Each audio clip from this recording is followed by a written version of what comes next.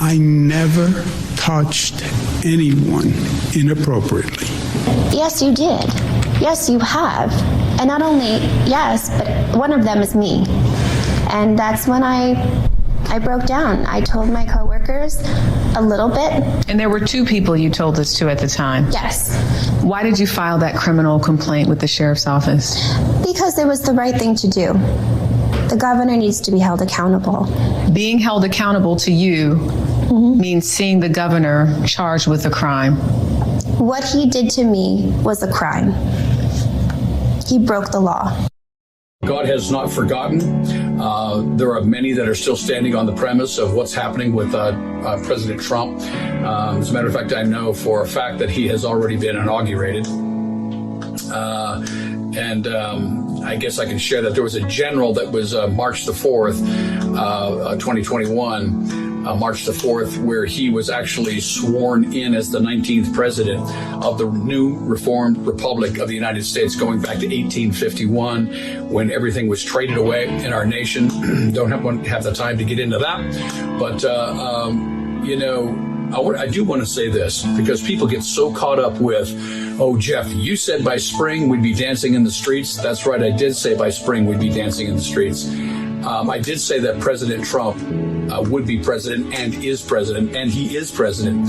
But you need to understand something as well. We need to understand that just when the word of the Lord comes to a prophet, the prophet speaks the word of the Lord. Things can shift, not the goalpost. People say, well, you're shifting the goalpost. I'm not shifting the goalpost. Well, Senator McConnell, things are changing. For once in a very long time, the United States Congress is going to stand with working families and not just the rich and the powerful.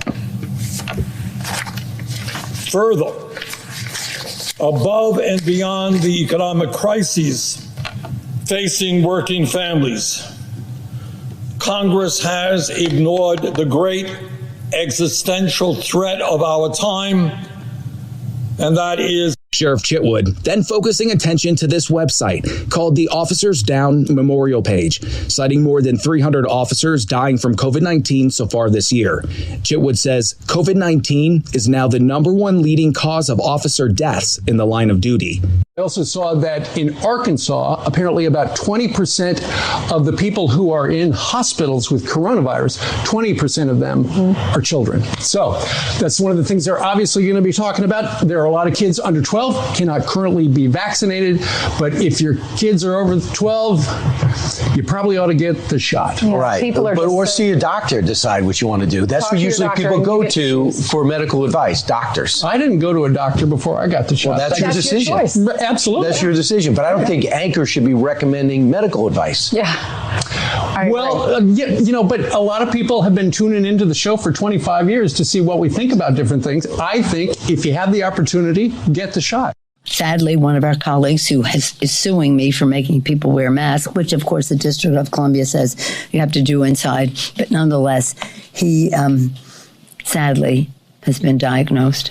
Yeah. Florida and Texas account for 1/3 of all new COVID-19 cases in the entire country. It's time right now for the David Feldman Show. He's talking politics and comedy too. He'll tell a dirty joke if you want him to.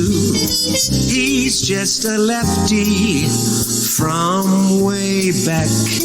He's a union man with an Emmy for writing. Someday he's mad and he feels like fighting.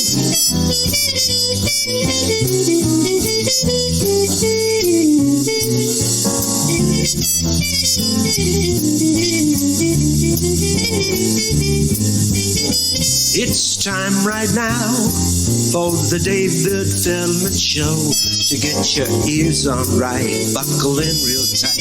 He's got a lot to say and he's coming your way.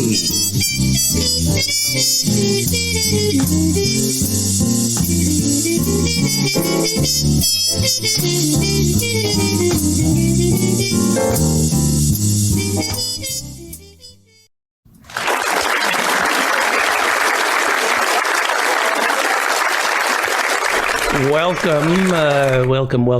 Can you hear me? Welcome to the mop-up for August 9th, 2021. I'm David Feldman, coming to you from an air shaft overlooking a parking garage somewhere in Manhattan, where the temperature is about 81 degrees, humid and dark and cloudy.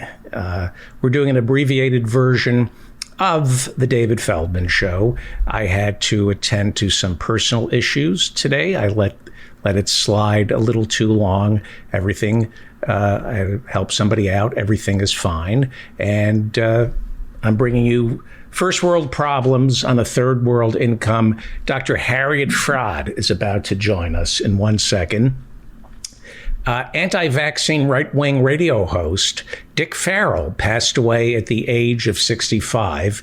He died last week. He used his local talk show and his social media account to attack Dr. Anthony Fauci. He trivialized COVID-19. He told people not to get vaccinated. He celebrated the governor of Florida, DeSantis. He championed his anti-mask mandates, and he passed away from COVID.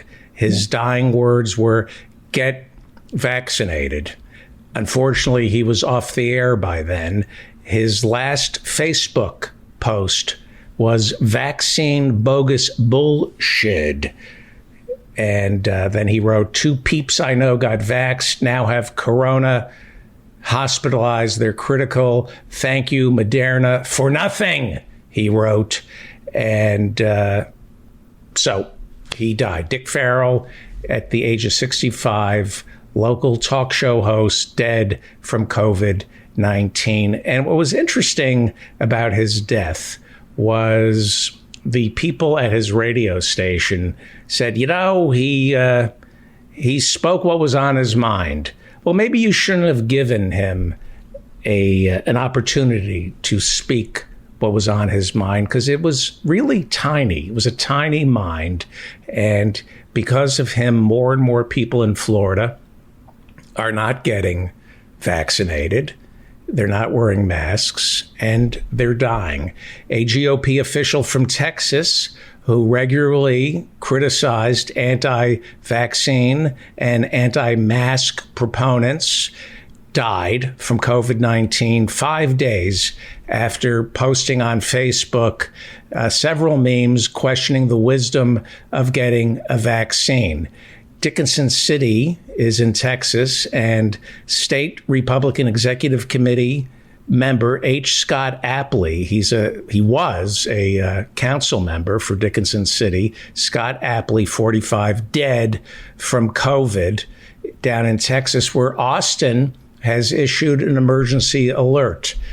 Usually these are reserved for flash floods. In Austin, Texas, Governor Abbott's Austin, Texas, they're saying our ICUs cannot handle the tsunami of COVID patients coming in, but it's up to you, says Governor Abbott, to decide whether or not you want to wear a mask or get vaccinated. Joining us is the host of Capitalism Hits Home, Dr. Harriet Fraad.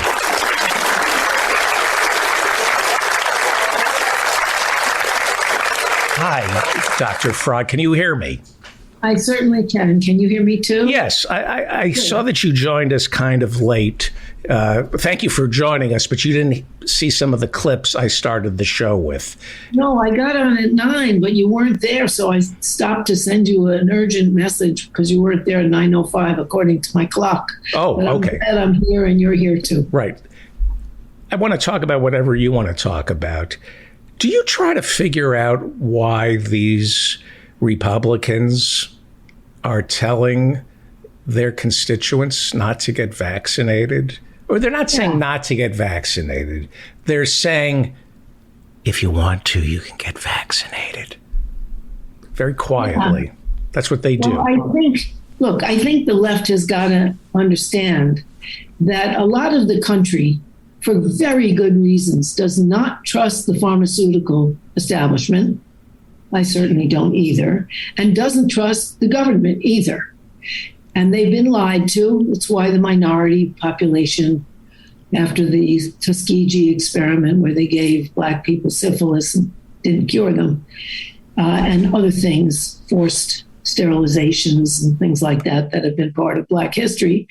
So some people don't trust either what the government is telling them or what health care workers are telling them, or what the pharmaceutical industry is doing to their bodies. Yeah, I mean, excuse me for one second.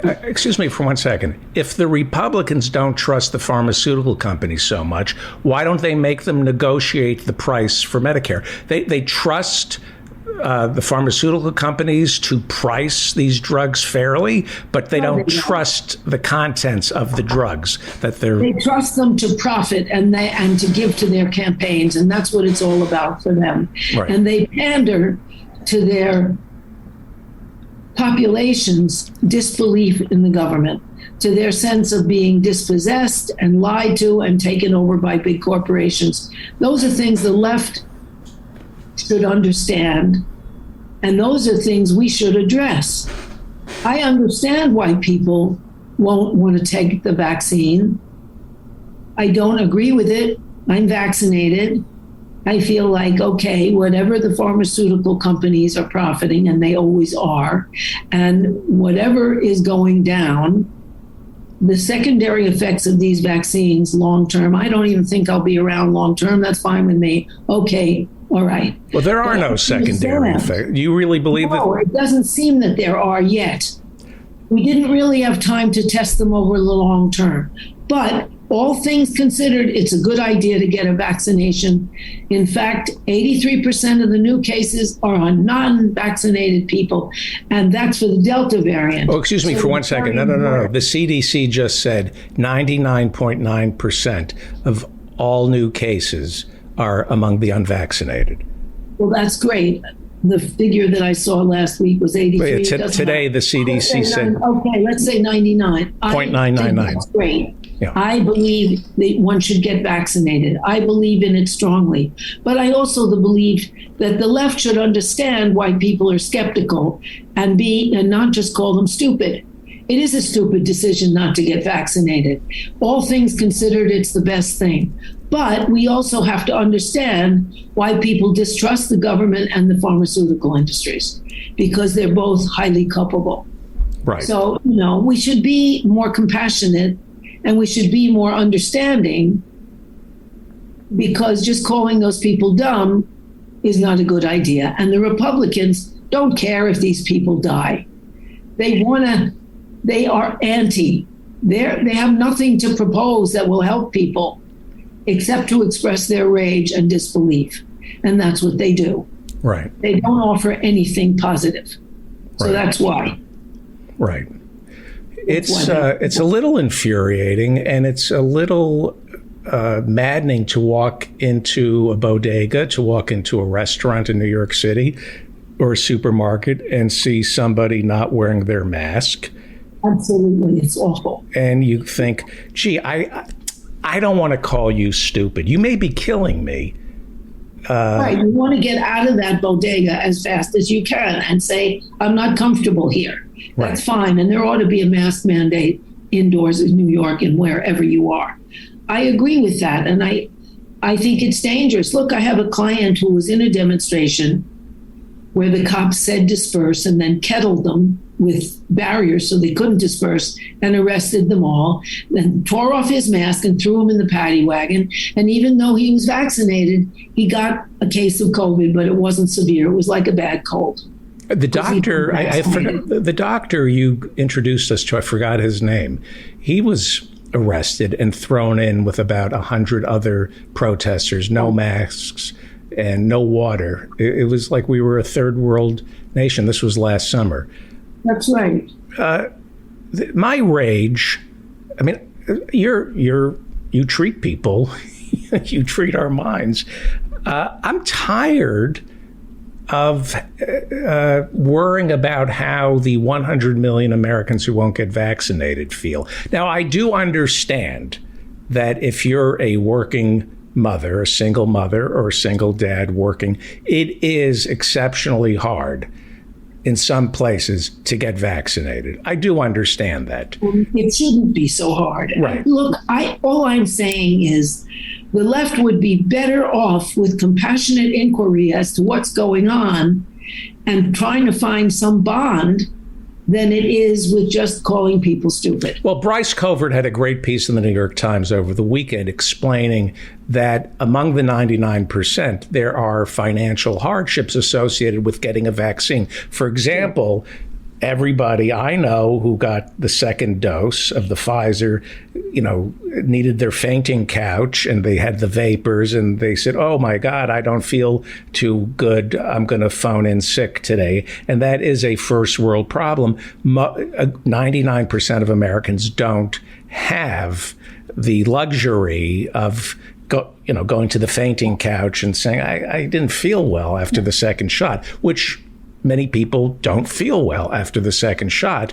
So you're right. A lot of people can't afford to feel bad for a day. And you'd have to have a national mandate that everyone has to get vaccinated, and anyone who doesn't feel well gets 3 days off. And $100. I think Biden has talked about it. And I understand in New York City, they're proposing to give people $100 to get vaccinated. Because that will cover some days off, and they should be getting 3 days off after the vaccine if they need it. Yes. And guaranteed, and nobody could be penalized. Right. So I guess my rage, I'm glad I'm talking to you, because I've been so angry at the 100 million people who still haven't gotten vaccinated here in the United States. And it is an issue of poverty, of slave wages, where people have to choose between getting vaccinated and taking a day off, or getting vaccinated and knowing that tomorrow they're going to have to phone in sick because they may not, or go to work sick, So I do that, but I'm talking about the stubbornly ignorant, the people who say, I'm doing my own research. I've done my own research. I don't trust doctors. Go F yourself. You don't trust doctors. Even if you don't trust doctors, all things considered, you should get a vaccination. And our government should require it, just like we require smallpox vaccines and we require whooping cough in order to go to a school, and measles and mumps and chicken pox. And if you go to foreign countries, they require, you get a vaccine against African sleeping sickness and a whole bunch of other things. It should be required. Right. People pander to the ignorant in our country, pander to the right wing every chance they get, and that's pathetic. I agree with you on that. But also, we are in a country that is so grotesquely unequal. The figures came out. 44% of Americans have had a 3.3% raise in wages in terms of what they could really purchase since 1979. 44%. Those are called low-waged workers. And in 5 states, there is no even minimum wage, thanks to the outrageous but present minimum wage of the government. They have to pay $7.25 an hour unless they put people in jail right and left, and then they can use them as slaves. However, you really, you have to look at what's going on here. People in the higher wage sectors got a 63-point-something increase between 1979 and 2020. CEOs got about a 940% increase. The highest paid managers, 1,000% increase. And so what is happening is these, quote, essential workers that are supposed to be so important can't even live. And now they say that there's 9.2 million people who refuse to go back to work. But there is no company that pays higher wages and gives educational benefits and a chance to get ahead on the job, some kind of future. There's no shortage on those jobs. Right. And what the Republicans want to do is take away the $300 supplemental insurance for unemployment so that those people who would only make $300 a week anyway, Right. working full time, will have to go back to work or starve. And that is savage. This country has become savagely unjust. And what's the good news about it in this outrageous injustice is that labor organizing is going on right and left. Yes. That in Alabama, they had that big Southern convention. People came all over the United States. Thousands of people came to support the United Mine Workers. That there is, and even the researchers at UCal, all the branches are now unionized. People are unionizing across the board. And there's an awareness that there's a class issue, which has been repressed here since the anti-communism, anti-socialism, and anti-labor of the 1950s and the McCarthy era. But we are in, we're in such trouble, which is why they can't do what other countries have done, which is mandate a vaccine. Yes. Or have the government trusted enough, like in New Zealand. So Jacinda Ardern tells people they have to stay home when COVID happened. They stay home. Or our country didn't close up our borders and didn't make people stay home, which is why we have the most COVID deaths in the world. We are 4% of the population. We have 20% of the world's dead from COVID. And that's today's America, which has to change. The Commonwealth Fund, not a left-wing organization, did a study of 11 high-income countries. They do this every year, and they concluded that America has the worst healthcare system among 11 high-income countries. The worst. And the most expensive, don't forget that. And the most expensive. Right. It's an outrage. A country like Portugal, which is basically poor, or the Czech Republic, they have free education. They also have free health care, and they have higher wages. It is, again, I don't want to pick on the Democratic Party because I know how bad the Republicans are, but I've written the Republicans off. Joe Manchin and the Democrats, they are a catastrophic moral failure. They are total moral failure. Joe Manchin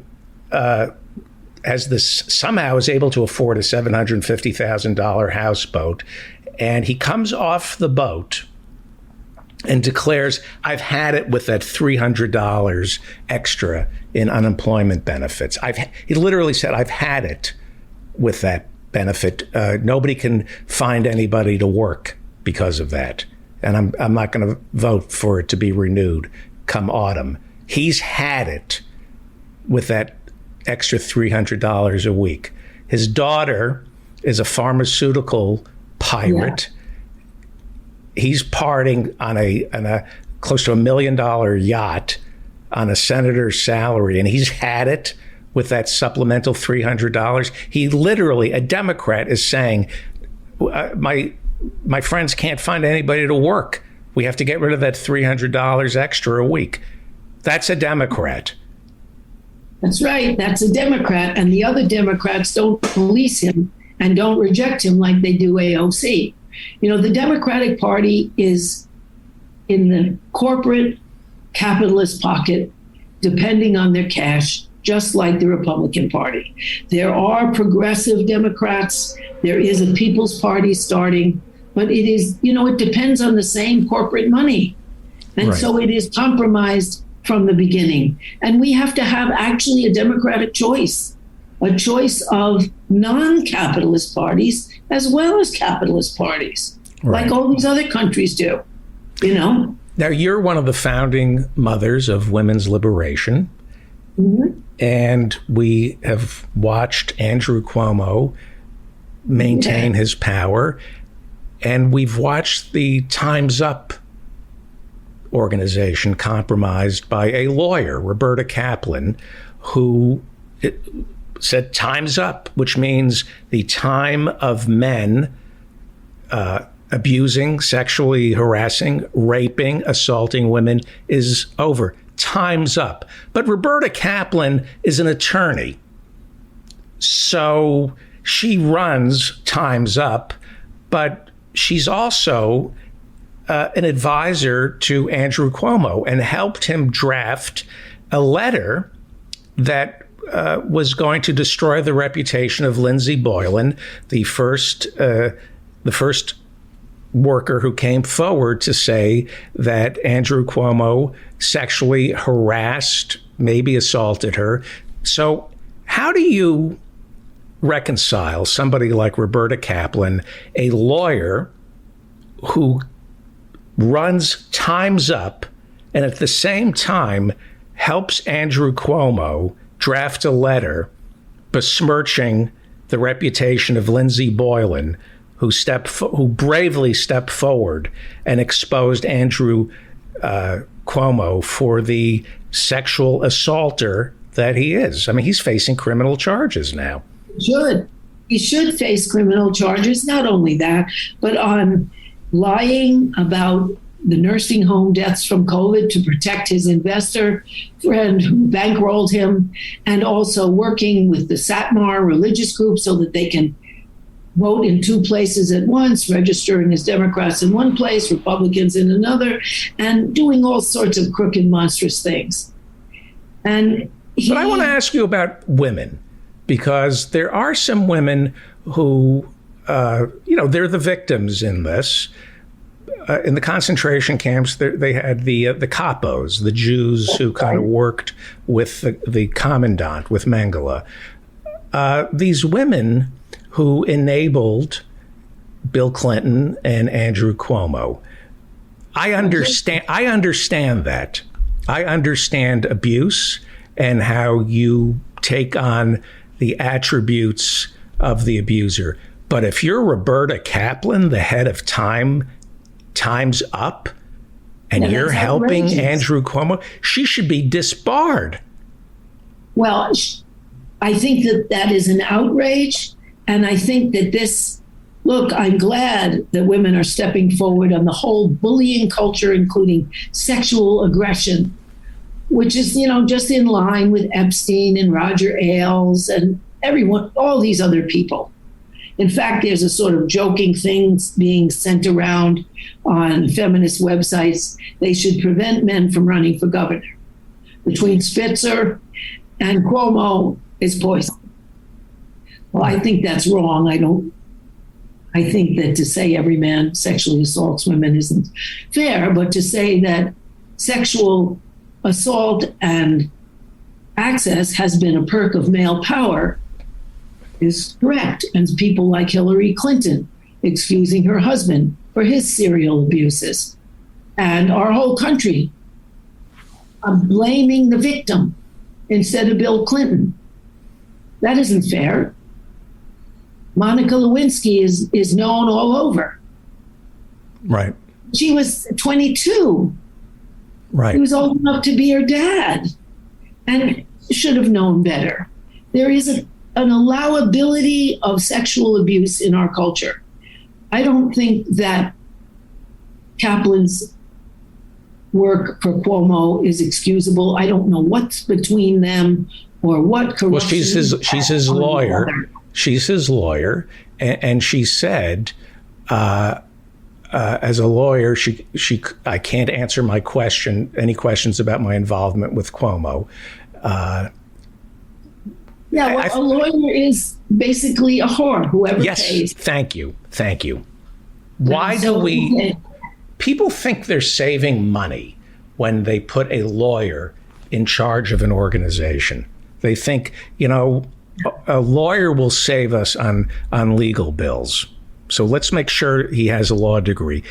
Lawyers are so afraid of advising anybody on legal issues.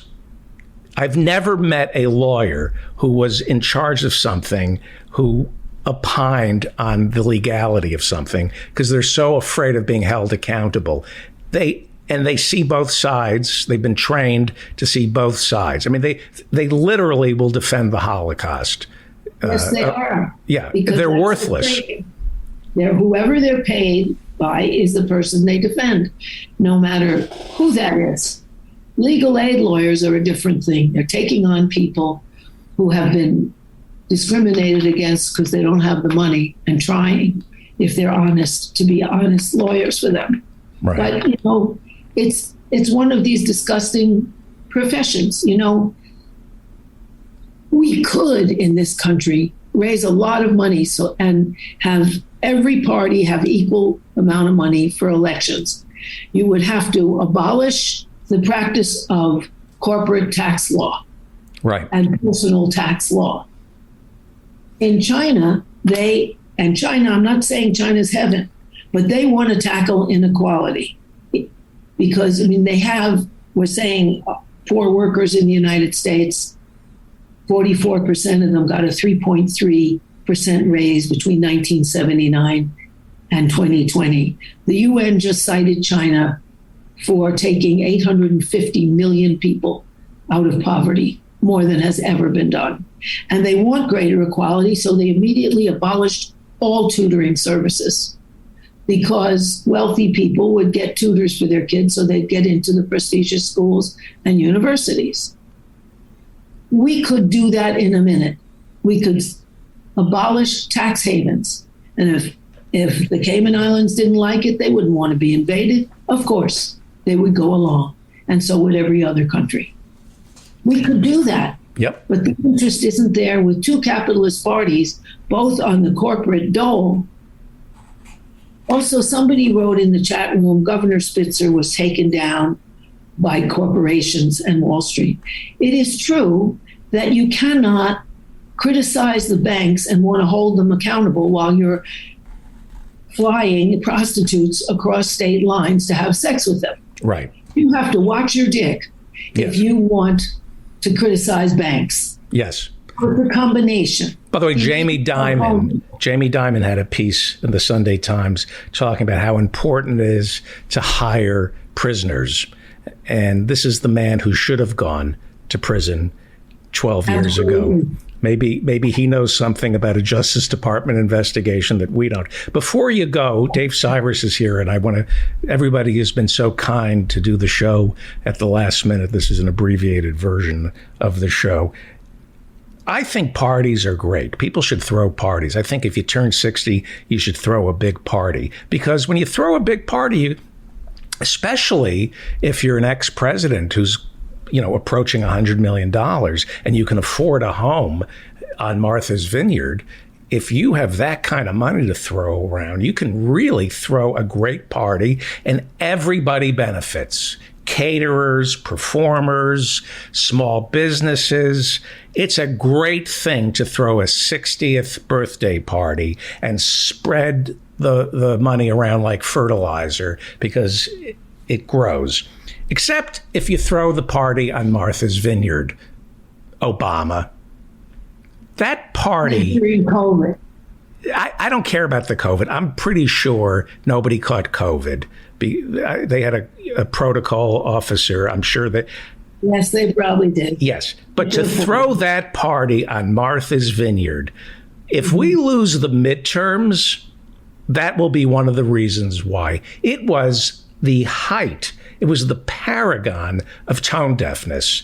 While 99% of this country is fearing evictions, the Democrats are partying till 4 a.m. on Martha's Vineyard. He couldn't throw that party in Chicago. Oh, right, exactly. He's also Obama's private library museum in Chicago is being built on public parkland, and it's being built where people can't get there by mass transit. This isn't only tone deaf. This is capitalist ideology. And just because the man is brown doesn't mean that he didn't betray the people of America and poor people particularly. Right. Race and class are not the same thing. And people, look, they had an icon. That was nice. But he cheated them blind. In 2008, more Black people lost their homes than anyone else. Yes. And he helped the banks instead.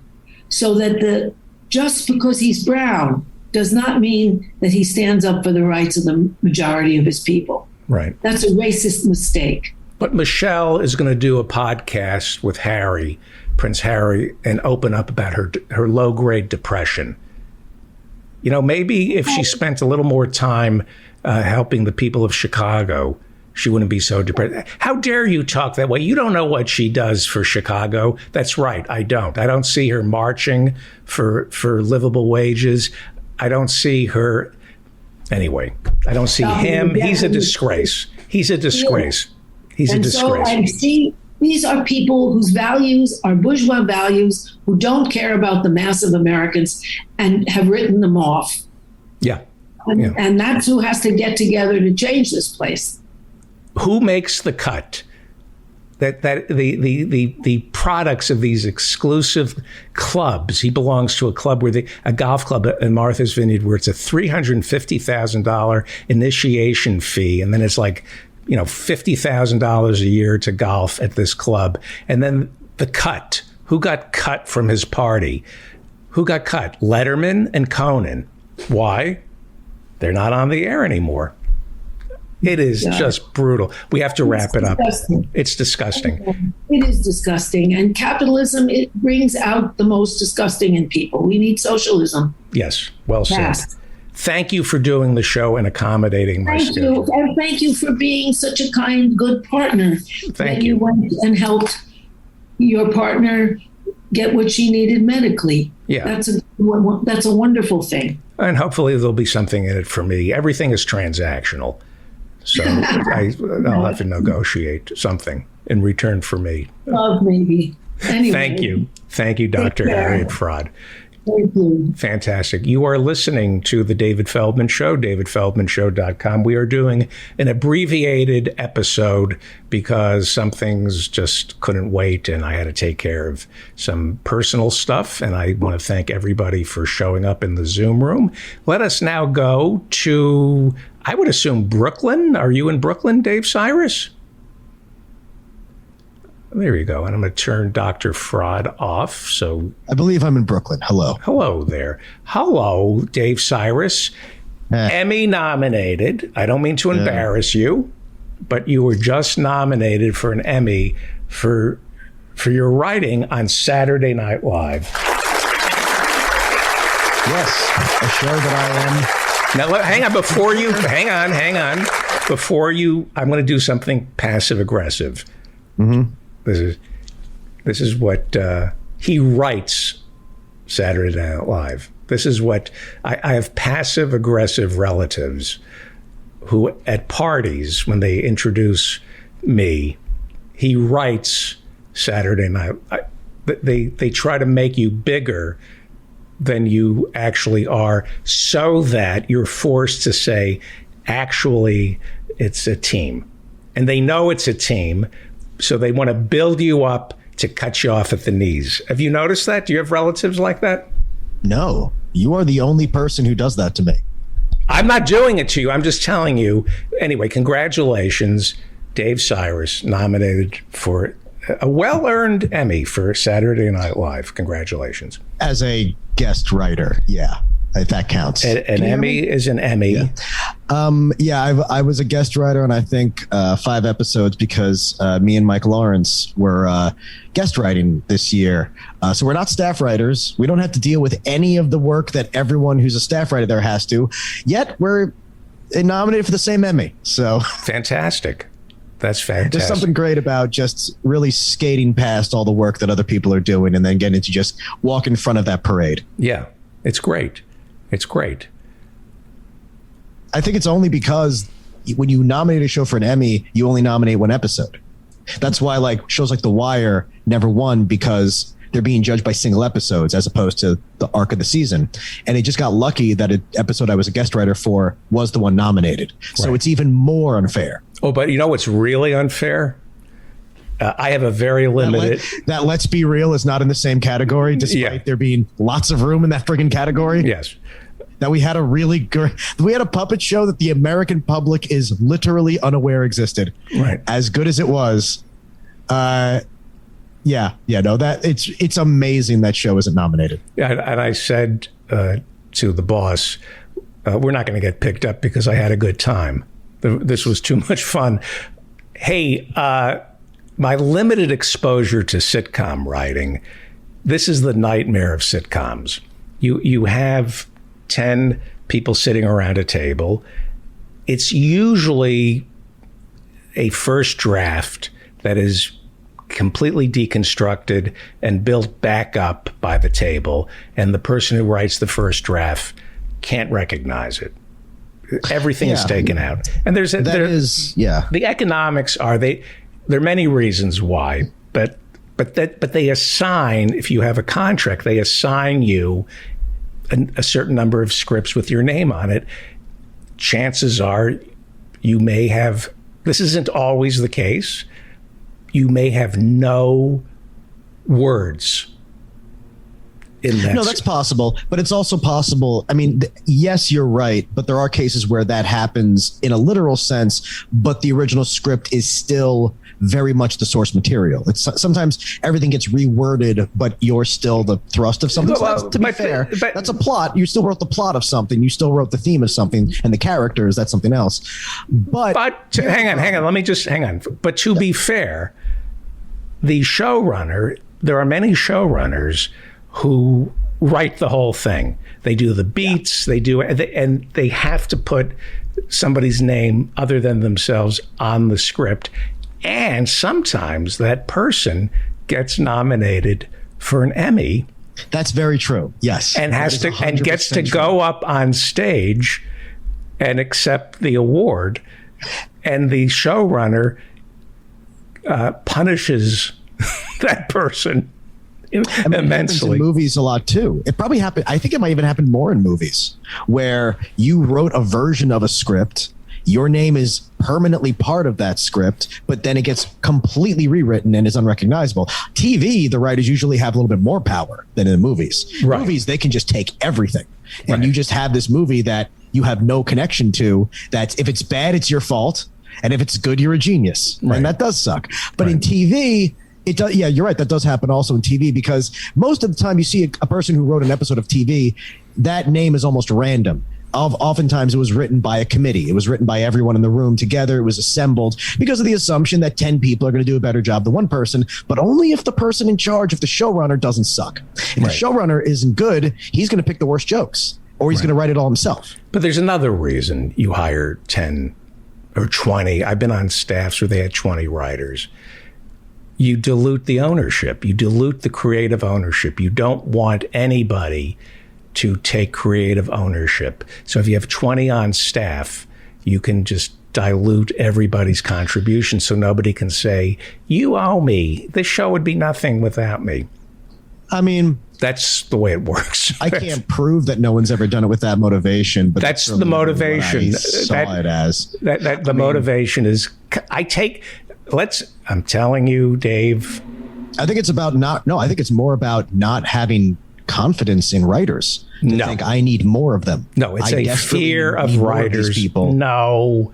I think it's all about, it's a terror at the idea that we're not going to have enough. You fool. Writers. You fool. You fool. You're looking at everyone as having the same petty insecurities that you do, because a lot of people are just terrified of the product being good or bad. They don't even care about credit. You know, I mean, I've worked on a few shows, and I mean, I can't say I've experienced that personally, where like you get completely removed from a script. But I mean, we both worked on SNL. We know it's a gigantic show. It's got tons of people. The reason there are tons of people in a corporation, look at Trump. Mm-hmm. It's a way of saying nobody's in charge except me. It's controlled chaos. If you have a lot of people, it's chaos, and it keeps the guy on top. I mean, I suppose if we're pontificating about what's deep down inside people's decisions, but are they really making decisions based on that? You know what my son said to me? My son studied Marxism.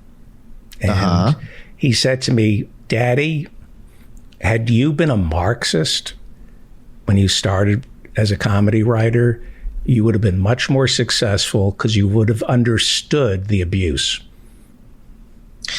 Well, that's your fault for letting the abuse get to you. I'm not saying it. I'm just. It shouldn't have. It should have been. It should have been minor noise in the background of joke writing. Abuse sucks, but abuse, let's face it, a lot of people still get their jobs done. Doesn't mean the abuse is good, but it also doesn't mean that. It also doesn't mean you would have done a better job. I'll put it that way. Have you read the Letitia James report about Andrew Cuomo's workplace? He thrives. He in many ways, he's just like Trump. He thrives on chaos, uncertainty, and unhappy. Well, if people are happy, one of those people. Yeah, he's one of those people who thinks people work harder for me when they're miserable, and people work harder when they're on their toes. He would put it by. But I don't know if Andrew Cuomo created the environment in his office because he thought it was a Machiavellian way of controlling people and making them work harder, when I think it could have just as easily been a pure straight shot of, I'm just the most handsome, brilliant man in the world, and everyone wants a piece of me. I don't even know if he was thinking that hard. I think that Cuomo might actually think he was just a great boss, and when he blew up at people, it was because great men don't have time to be polite, and when he harassed women, it was because there isn't a woman in this office who isn't going to pray at night that Andrew Cuomo is going to slip up behind her and start running his finger down her ear. I think this guy really thought he's this amazing genius and everything he did was fine. I think he still thinks everything he did was fine. I think the women that he groped, he still thinks she loved it. I think he is that delusional. You are one of the smartest people I know, and I love you. But you couldn't be more wrong if your name were Wrongly Wrongman-Steen. Oh no! Isn't something I'm saying I know for a fact. I'm saying I could absolutely see this guy just being a pure engine of ego, and I think people naturally act this way sometimes. People just yes, they do. When no one is as worthy a person as you in your eyes. This is how you treat people. When you think you're better than everyone and you think you just see, Andrew Cuomo to me is a person who thinks he deserved to be governor on a preternatural level. Like he just said, I am a great man and I am settling for governor right now. And a guy like that thinks he can take whatever he wants. That's what I think it was. But I mean, the idea of chaos, we know that Trump did that. Okay, you have, by the way, I'm being a little argumentative with you tonight because I feel, I don't know, the show is abbreviated and I don't know, I'm not. David, you don't have to explain why when you're in a bad mood, you pick fights with me. I'm not picking a fight with you. I'm not. And you've explained some things to me that I quote all the time. Good. But let me tell you who Andrew Cuomo is. Andrew Cuomo is a frightened little boy who knows that he stepped into his father's job and he's terrified that everybody is thinking the only reason I'm here is because I'm Mario Cuomo's son. For those of you who don't remember, his father was for some reason, a beloved mayor of New York, and he cashed in. Andrew and Chris Cuomo have cashed in on the Mario Cuomo legacy. And of course. And in the back of their minds, they know that everybody is looking at them thinking, but for your father, you would not be here. And it makes them angry. And they took a shortcut. They took the shortcut of letting their father and his connections help him, and they take other shortcuts in life. And they go immediately, they have tempers. That's a shortcut. These sons of powerful, successful men, 98% of them should be sent to a re-education camp and forced to change their last name. Well, that is a good point that, human history is filled with people in positions they didn't deserve because of who their dads were. Alexander the Great, I think, is an exception. Yeah, you're right. Philip he set the table for Alexander, and he was able to accomplish more. It happens. Michael Douglas. Sure. But I think that what's really happening is I can't say if I know that the Cuomo brothers are insecure, because when I watch Andrew Cuomo speak, I really do get the impression this guy thinks he is God on earth. The way he talks to women, the way the folksy way he would do those press conferences, I just always got the impression this guy could be on TV every second of the day. He's like Beyonce. He thinks he should be recorded every second, and that everything he says should be in a book somewhere, is the impression I got. But you know what? That goes hand in hand with insecurity, doesn't it? I don't know. I didn't grow up, I grew up in a perfectly comfortable environment. I had what I needed, but I certainly wasn't that comfortable. I was in a normal suburban. You had a difficult childhood. Yeah, but not because of my family. Yeah, because of your family. From outside the house. No, it wasn't my family. It was from outside the house, but because of you. But I certainly had it difficult. Leg up. I didn't have any leg ups. You were a bad kid. A career. You were a bad son. No, I was a really good kid. You were evil. You were violent. I was very well behaved. I know the bit we're doing. But I had a lot of advantages simply for the fact that I didn't have to worry about anything. Didn't have to worry about food or going to school. I was able to afford college. But I didn't have that. But you didn't go into your father. You didn't. No. You didn't say, I want to do what my father does and sleep with Matilda, my mother. She's the source of all the angst. Matilda Cuomo. Is that Mario Cuomo's wife is Matilda? No, the mother. Wow. Yeah, Mario Cuomo. Yeah. I mean, well, look. I could have, if things had gone badly for me, I very well may have ended up a fruit broker, slinging fruit, selling trucks full of oranges across the country like my dad does. But thank God I managed to not have to do that. If you take over your father's business, and it doesn't matter what the business is, you will destroy it. You will try to outdo him and take shortcuts, because that's your nature, because you're going into your father's business. You take shortcuts. It depends on the person. It depends a lot on the person. 99%, it doesn't end well. My great-grandfather started an insurance company in Brooklyn. It is currently run by his grandson. It'll someday be run by his son, probably.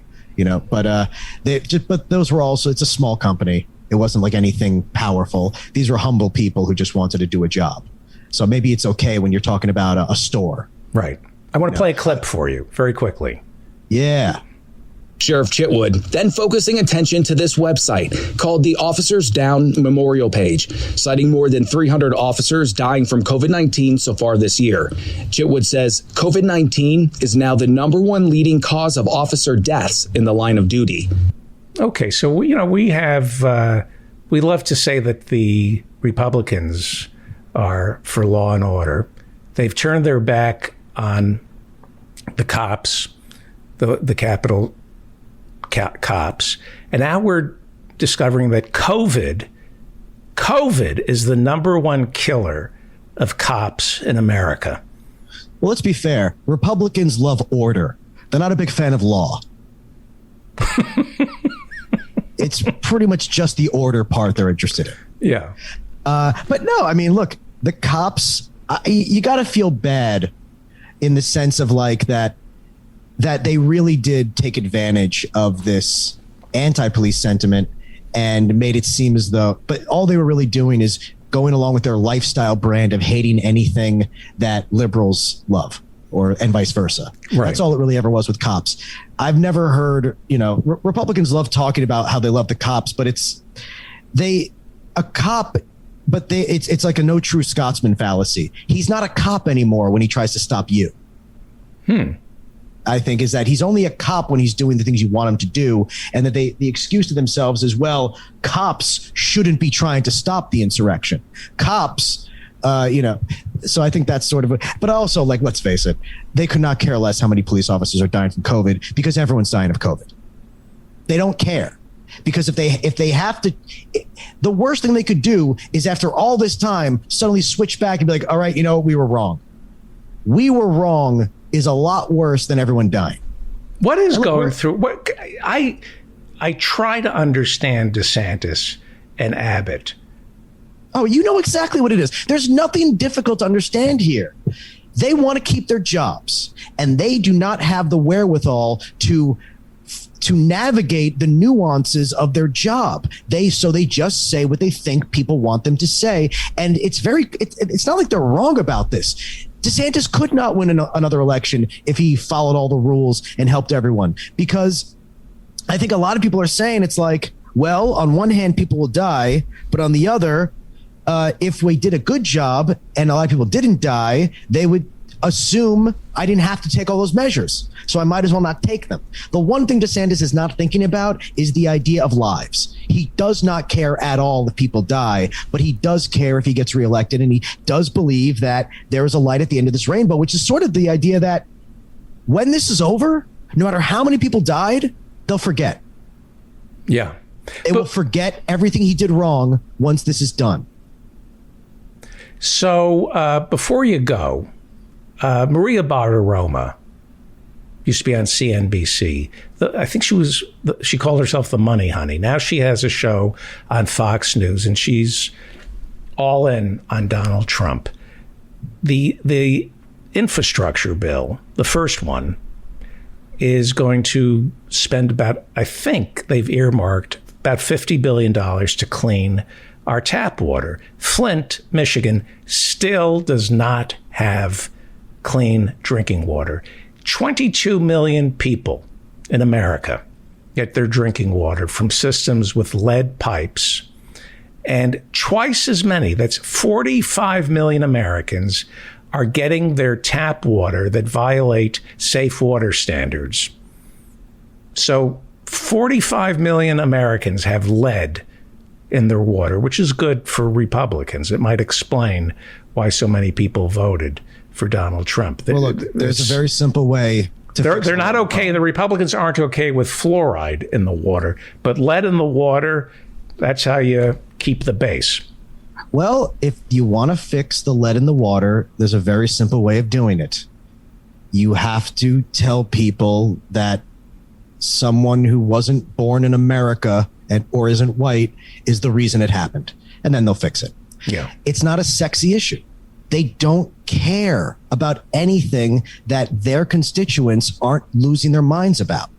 They are weather vanes now for the extreme right wing, which has become an internet conspiracy society. Right. So no one's going to care until the people who vote for them care. And they're not gonna. This is a journalist, Fox News journalist, Maria Bartiromo. Let me play this clip, and then we'll wrap it up.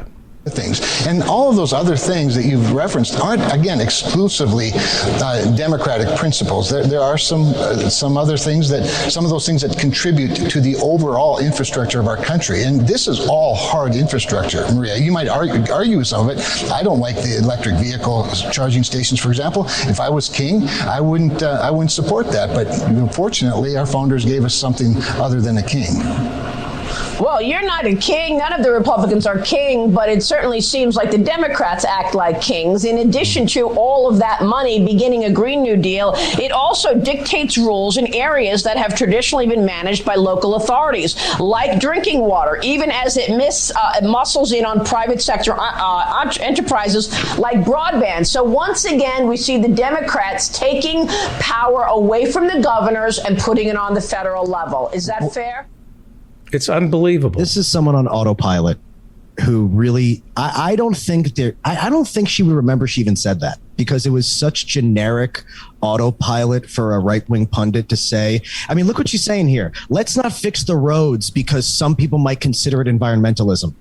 Right. This is about their lifestyle brand crap, that they just think people on this side are against a certain number of things. And they include science, education, and the environment, and anything that sounds like it's for those things we have to be against. That's all. That is the extent of how hard she's thinking about this.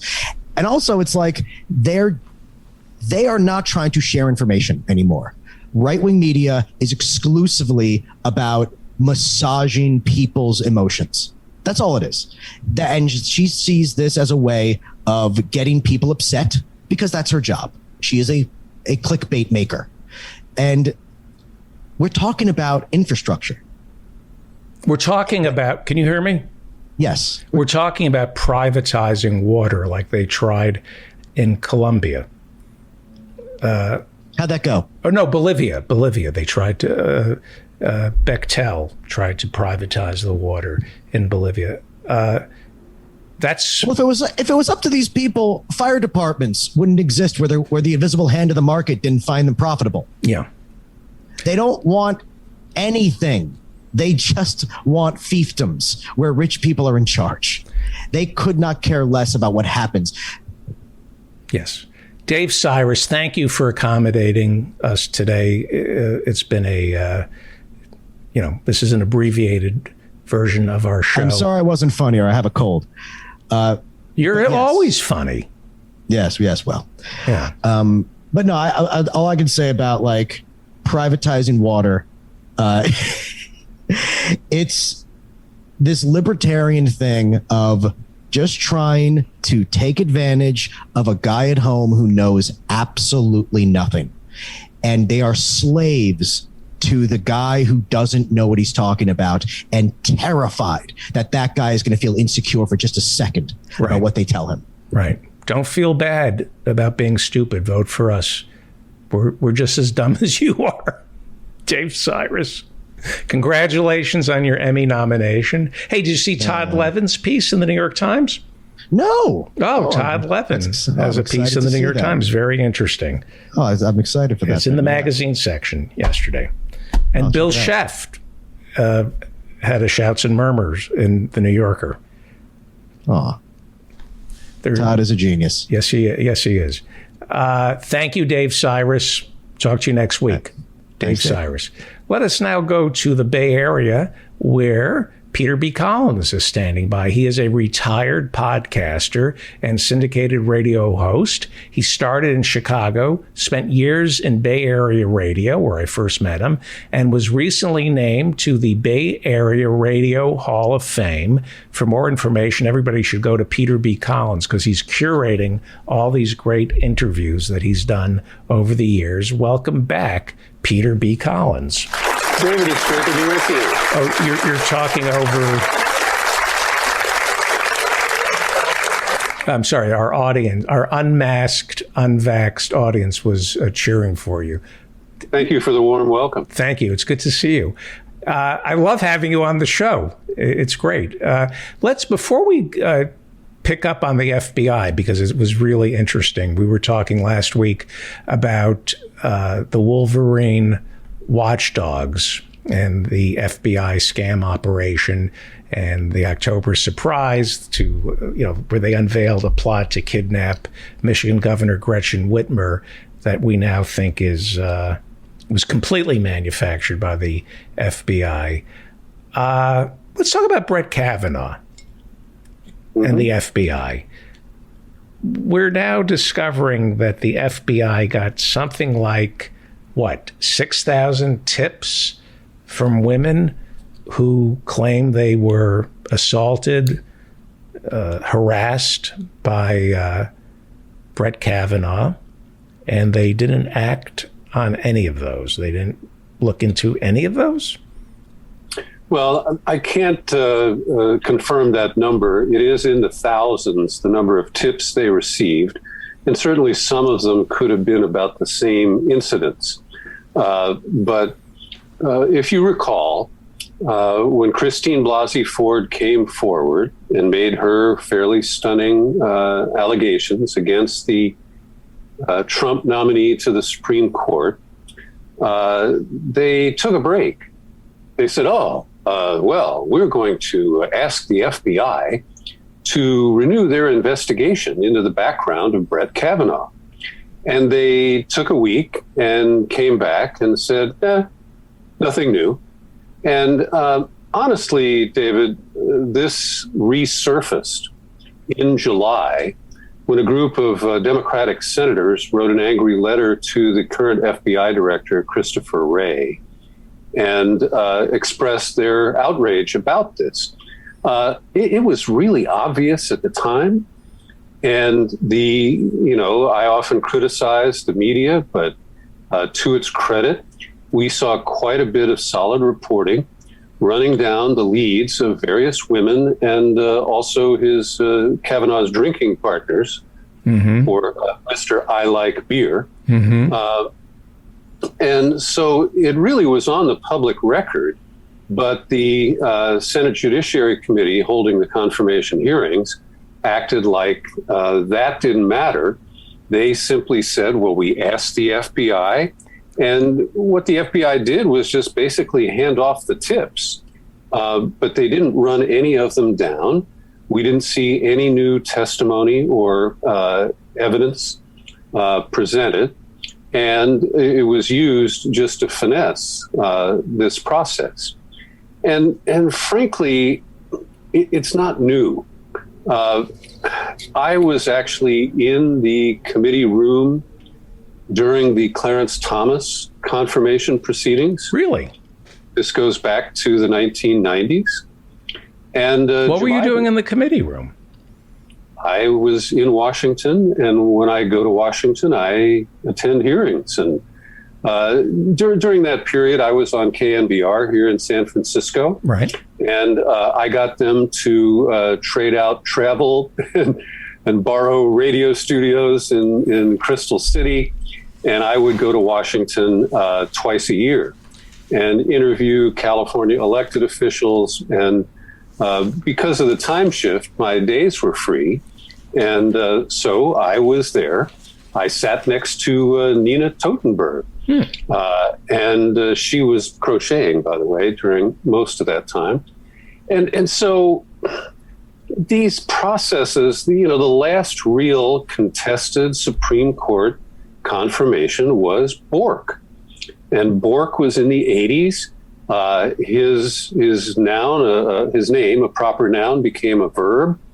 And he was the last person who really was denied Supreme Court confirmation through this advise and consent process. The Republicans say the Democrats with Bork made it exceptionally politicized, that it started with the Democrats. Oh, yes. And it was about his record. They didn't trot out a spurned lover or a victim of sexual harassment. Right. It was very much about his judicial temperament. He was the one who, after the October surprise, became Attorney General, right? Well, you're thinking of the Saturday Night Massacre. What did I say? The Nixon. I'm sorry, I meant the Saturday surprise. Night. Yeah, after they fired Elliot Richardson and Ruckelshaus, Bork became. He was the one who refused to resign and did Nixon's dirty work. And that was one of the reasons that he was promoted. It's also one of the reasons that the Democrats opposed him. Right. But these were substantive issues. They were not about his teenage drinking exploits or, allegations of personal misconduct. So, in the Clarence Thomas hearings, and let me just recap for people who weren't there at the time, Thomas was offered up as the replacement for Thurgood Marshall. And this was tokenism of the lowest order. And H.W. Bush said that he's the most qualified man in America to sit on the Supreme Court. And that was such a blatant lie. And we saw Joe Biden chairing the committee, Ted Kennedy, his number two, and an old boy from Alabama named Senator Hal Heflin. And Heflin had been a judge in Alabama, which is not necessarily a credential. Right. But they were afraid to confront the race card and to say, Mr. Thomas, I'm sorry, you are not qualified, and tell Bush, send us another nominee. And so I was there before Anita Hill was discovered. That happened about 10 days after I was in the hearing room. But the spinelessness of the Democrats in that process and in that moment to confront this guy who has been a dangerous, extreme right voice on the court ever since, and of course whose wife participates in far-right partisan politics. Ginny. Keep in mind that Citizens United originally was a group that was formed with, we didn't call it dark money at the time, but rich people's money to try to ram through the confirmation of Clarence Thomas. So, when we saw Trump get his picks, 3 of them, to the court, I had no confidence that the Democrats would actually stand up.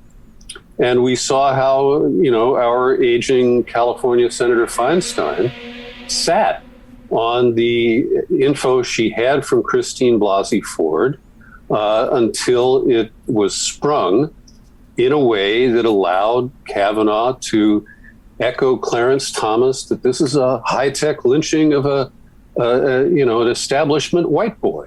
Right.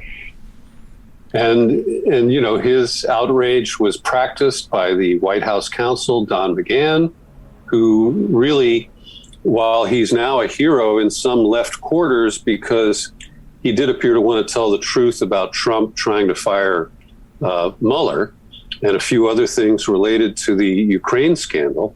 But McGahn's number one job was to pack the court and to use the Federalist Society nominees who Trump never even read the briefs about. And he just said, sure, that's our guy or gal in the case of the Notre Dame professor. And it was just a freight train rolling through. Is that the face of a rapist? I don't know. Yes, it is. Yes. Well, that is. I think that Blasey Ford was credible, but she had some memory issues. Her testimony was impeachable, and it was unfortunate because, again, if they had brought it up earlier in the process, where it didn't seem like a Democratic trap, it might have had a much more impact. Right. And so will we ever, I guess, the hope of an investigation, the FBI going back and actually investigating, is they just don't have the manpower to pursue that. Oh, they don't have the political desire. Right. And this is where I like to frame my criticism of the FBI, that they respond in a reactive way to the current political climate. And there isn't necessarily a consistency of the way the FBI has operated as a political force in Washington. And so, you can look at their behavior and some of the extrajudicial, extra-legal tactics that they have used. But this was clearly a case of Chris Wray being the new guy in town, hoping to get the 10-year ride of FBI director. And he knew that exposing Brett Kavanaugh was not going to be good for his career, and that he might wind up in the unemployment line right behind Jim Comey. Right. Well, I want to turn to the Wolverine watchdogs. May I throw you a curveball? Oh, yeah. Okay. I want to get I'm coming up with a grand unifying theory as to the demise of radio. Would you like to hear it? Mm-hmm. Okay. And I'm stunned by the number of people who either play dumb or won't admit that I'm telling the truth. My theory about radio is that it has the same business model now as the National Review or the Weekly Standard. These are loss leaders for the industrialists. The National Review never made money. That's the conservative rag that Bill Buckley started. The Weekly Standard that Bill Kristol started, they're now out of business. He never made money, but it was funded the same way these right-wing think tanks are funded. The Heritage Foundation and Cato Institute. There's this kid, literally a kid, Charlie Kirk, who Turning Points is the name of his organization. He has a high school degree, and he has revenue of $30 million a year for Turning Points, and he goes around and spews anti-vax, anti-safety net propaganda. Radio, the business model for radio is to spew anti-safety net propaganda, especially AM radio. I crunched some numbers, and iHeartRadio, formerly Clear Channel, they own close to 900 stations around America, plus the app iHeartRadio. They were purchased by Bain Capital, Mitt Romney's Bain Capital, in 2008, 2009. And because it was private equity, Mitt Romney saddled Clear Channel iHeartRadio with $20 billion in debt. Did you know that? Yes. Okay. So iHeartRadio was saddled with $20 billion in debt, which they can't come out from under. To service that debt, right off the top, they have to pay close to $2 billion and a half a year just to service their $20 billion in debt. And that's with today's super low interest rates. Right. They own close to 900 radio stations. They only have revenues of $1 billion. Forget the interest. In terms of advertising dollars, they're only bringing in $1 billion a year. 12% of local radio stations in America are showing a profit. So what do you say to my grand unifying theory that radio, which is the most dangerous of all media, it's pre-literate, it goes into your head and it makes you think, it's very dangerous, that they have gotten rid of the free market in radio. It's owned by all the radio stations. The public airwaves are owned by 3, 4, maybe 5 corporations, and they're not really making money off radio, but it's a loss leader to indoctrinate Americans to think a certain way, the same way the National Review is a loss leader, and the same way Tucker Carlson is a loss leader. They don't make money off Tucker Carlson. He doesn't have any advertisers. And by the way, who's paying for Tucker Carlson's trip to Hungary last week? I maintain that there is payola going on of the highest order in radio, where certain right-wing talk show hosts are paid to say things and then reimbursed with exorbitant speaking fees and agreements to, we'll buy 100,000 copies of your books. Radio doesn't make money in America, does it? Well, let's separate out what's left of FM radio, because it does generate revenue, and they've cut the cost so much that they're nominally profitable. But your commentary about AM radio is accurate. One of the things that I think, just in terms of data, that people should understand is that the median age of the AM radio listener today is 65. So nobody under 40 is listening at all. And, half of the audience is over 65. It is predominantly white and predominantly male. And it is a completely unsupervised zone.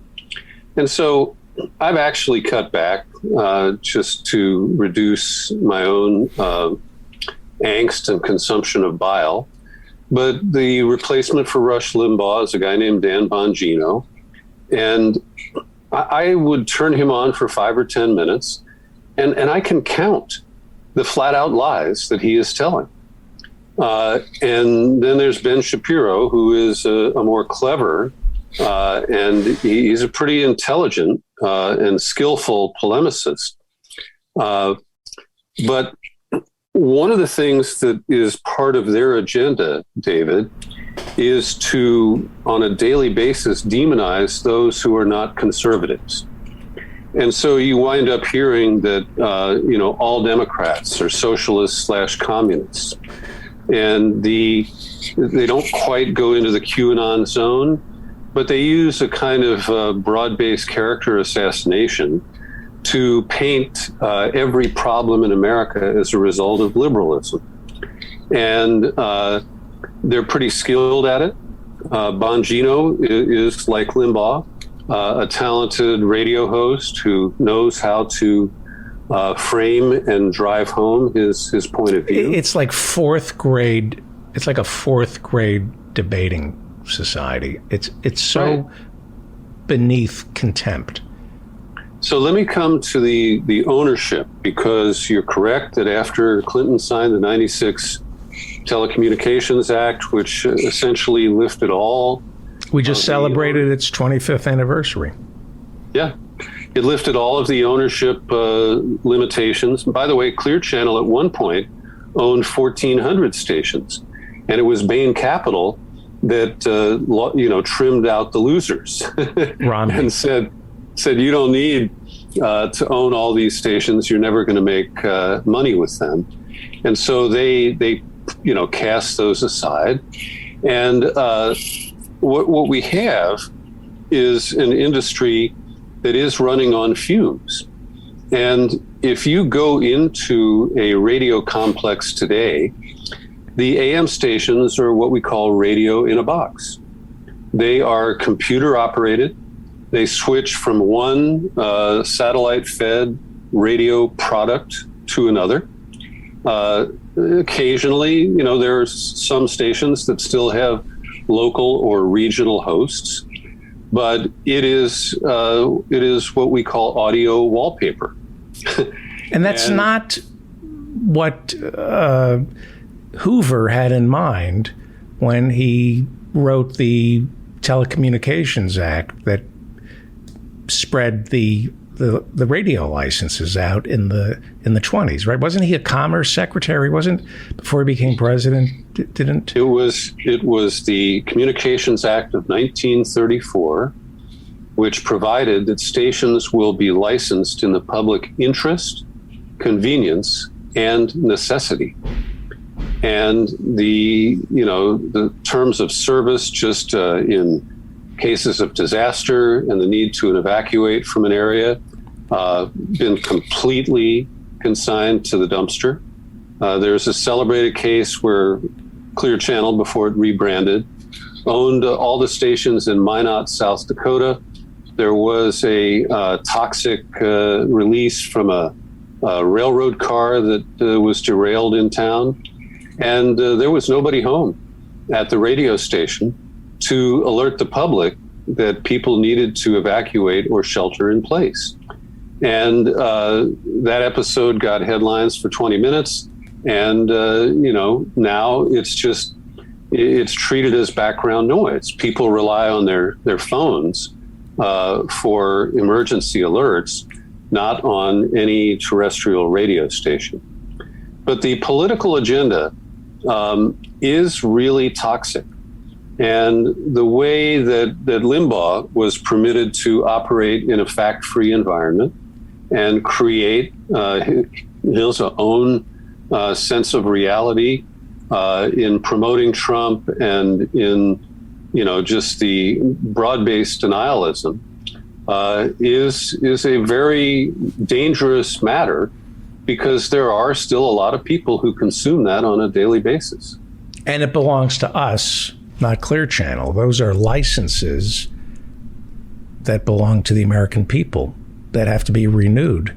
And our government, the FCC, is asleep at the switch. Well, the 96 Act provided for license renewal by postcard, David. Yeah. And way back when I worked for ABC Radio in Chicago in the 70s, the license renewal process was very elaborate and serious. And in addition to hosting a show, I carried the title of Public Affairs Director. And I had to go out and interview about 600 people in the year prior to filing the license renewal. And it was a pro forma task. You just asked them, what are the 5 most serious problems facing our community? But it required the station to collect that information and then justify its programming in light of that community survey. And I'll tell you a quick story. When I got fired from KNBR, they put me through the usual thing with a business manager and the program director, and then they said, Tony wants to talk to you.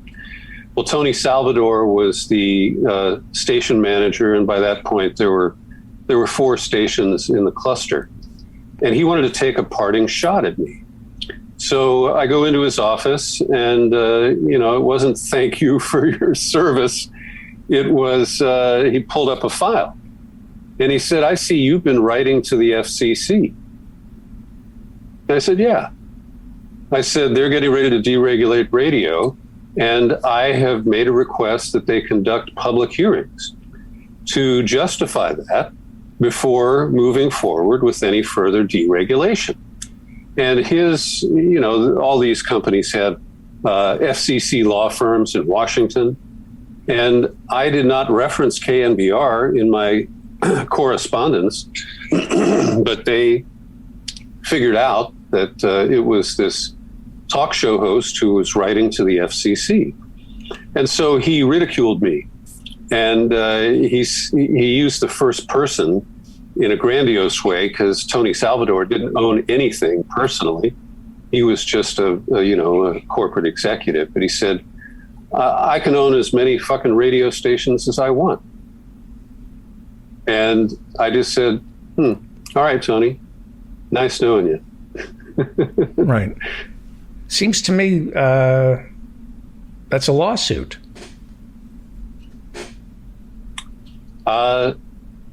In exchange for enhanced severance, I signed an agreement not to sue them. Yeah. Well, to be continued. Next week, will you come back next week? I am available, and I'll be happy to, David. Fantastic. I'm trying to run the show on time so nobody gets pissed off at me. This is I love the conversation on the FBI. I'm sorry I threw this curveball at you. I met. I don't want to mention the name of the person, but I met a person who publishes a magazine that champions talk radio. Mm-hmm. And he kept talking about the free market and free enterprise. And, radio is all about what the market will bear. And I can't think of a better example of a market that is completely controlled, where there is no market. Radio, they've suffocated the market. There is no competition. Well, David, I'm going to take a shot here, and I suspect that could be a guy named Mike Harrison, who is the publisher of Talkers, which is a totally prostituted industry rag, which promotes all of these right-wingers without ever considering the impact and the toxic tactics that they use. Yeah, I'm not going to mention any names. You just did. For reasons, he was a guest on another show, and I don't want to. But yeah, it was astounding. And his transparent attempts to be even-handed, which I find so unctuous and dangerous. This is what people forget. This guy, the attempts to be even-handed when you have an agenda are evil. It's what Bill O'Reilly used to do. It's what Dennis Miller used to do. I'm just listening to both sides, and Hannity and Combs. We have Combs here. We're giving you both sides of the story. What we're doing is we're giving you the conservative side, and then some Castrato, who we've chosen, who's going to give you a very weak, anodyne version of what the left wants. Which makes Alan Combs was a lovely man. Yes, he was. He worked for years as the Center for the Washington Generals of talk radio. Let's end on that. That's fantastic. He was a sweet man. I said, yes. And a funny guy, yes. But shouting. It's hard to argue with somebody who shouts over you. Thank you, Peter B. Collins. I hope to talk to you next week. My pleasure, David. Thank you. Take care. Great conversation. So great. Peter B. Collins. Go to peterbcollins.com. I see that Professor Adnan Hussein has joined us, and I'm going to throw him a curveball if he joins. Are you there, Professor Adnan Hussein from Guerrilla History? You're on later. I am here. And I just loved that conversation. And I think I've mentioned that Alan Holmes in the past from the Hannity and Combs, what it was. Alan Combs, yes. That it seemed like his presence there was just to dramatize the weakness of the left. He was just there to be absolutely dunked on. So that is part of I guess they wanted something like a Crossfire type show that CNN had pioneered, but they gradually moved to the point where they thought even the pretense of debate was no longer useful or as entertaining as just having Hannity give his monologues. Right. So anyway, let me turn off Peter's video. Just so he can I want to give everybody there we go.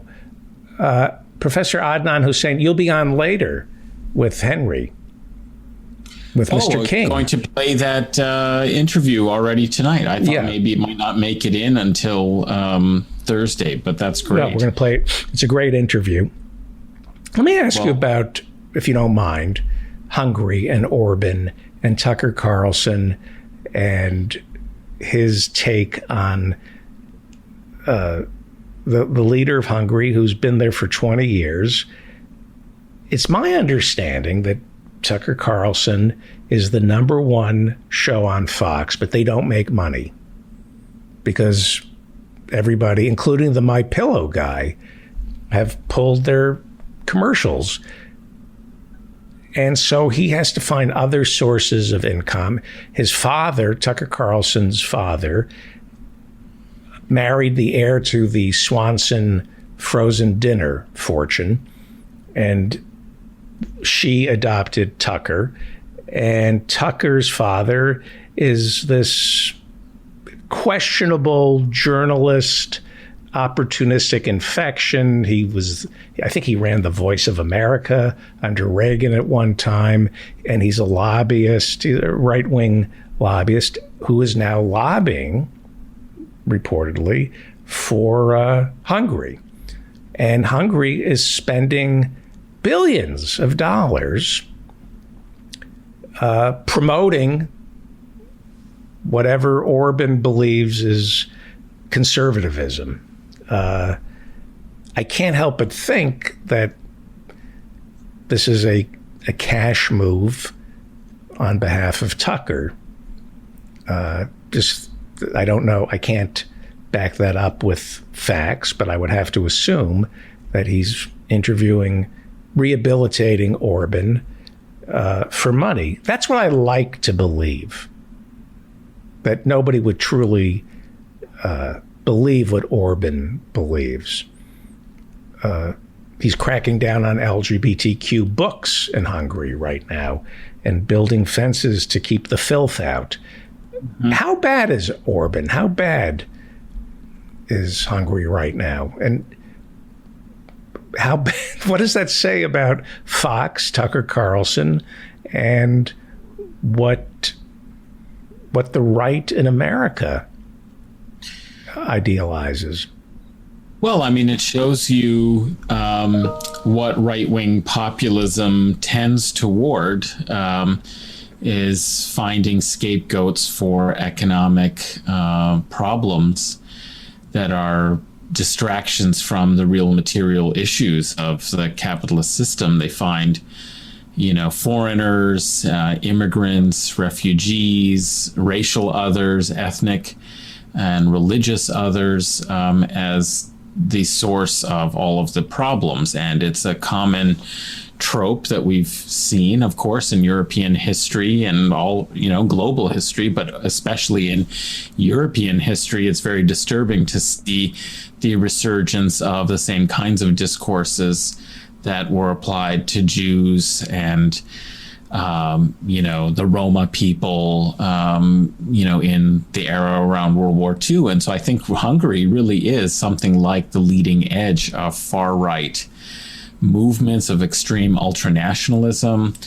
And the fact that it has a place on Fox News in America, and particularly on the most popular show, and Tucker Carlson's show, that has departed from some of the corporate right-wing orientation of Fox's typical programming, like a Hannity, we were just talking about Hannity.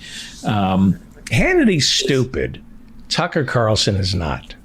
That's what's so scary about it. Yeah, he's clever. I think I don't know what his real ideological background is. When he was wearing a bow tie and trying to be, a younger George Will back in the 90s and earlier 2000s, right. He didn't come across as quite as intelligent and urbane and educated and sophisticated as George Will, who could write a wonderful column in Newsweek, talk about baseball, and then peddle far right, kinds of ideas. Will was a PhD, isn't he? It doesn't. Yes, I think he was, and it may have been in history even. So somebody who knew something of what he was talking about.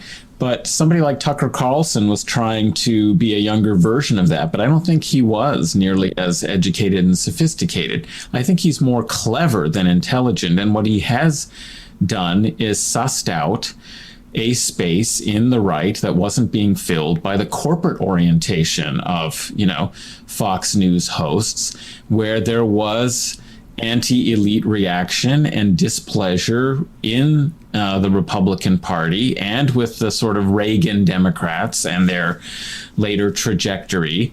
It wasn't being filled. So I think he's quite cleverly captured some of the critiques of the injustices of our system, the insecurity that has happened to working class communities, particularly white working class communities that were used to, the privileges of maleness and whiteness in American culture as a hegemonic kind of status, that even if they were oppressed workers and even if there were declines in standards of living, they had that to hang on to. But now they feel that that is being seeded in the culture. And he has, I think, exploited that anxiety and that politics of grievance that is so important to the right wing in a much more effective way by talking about economic issues in ways that others are uncomfortable doing so in the pro-business orientation. So he offers a kind of critique of corporate capitalism that is globalist, that it is elitist, but his remedies are never that we need to organize workers. There's always this kind of conservative appeal to, making America great again in a return to, or a real sense, it seems, of the decline of the white male paternal authority in the family, like, that this is sort of waning because you could earn enough of a living to buttress the patriarchy and the male position in the household. So sort of the things that Dr. Fraud often talks about the shifts in America's economy that are having effects on the family, on gender roles. He's really tapped into that, I think, in a more effective way, by at least articulating that there is an economic grievance behind all of this. Identity Europa, they're a white supremacist group, and they, I think, they either come out of, I don't know where they come out of. I thought maybe they come out of America. What is universal here? What are we seeing in Hungary, which, by the way, George Soros comes to us from Hungary? Yes. Yeah. What is and he's sort of the anti-Orban figure. Like, Orban uses the figure of Soros and the fact that he's Jewish in order to, kind of connect him with the globalist conspiracy that is there to undermine the integrity of the nation. And this is one thing that I think is very important to understand, is the way in which anti-Semitism and Islamophobia come together in these far-right scenarios.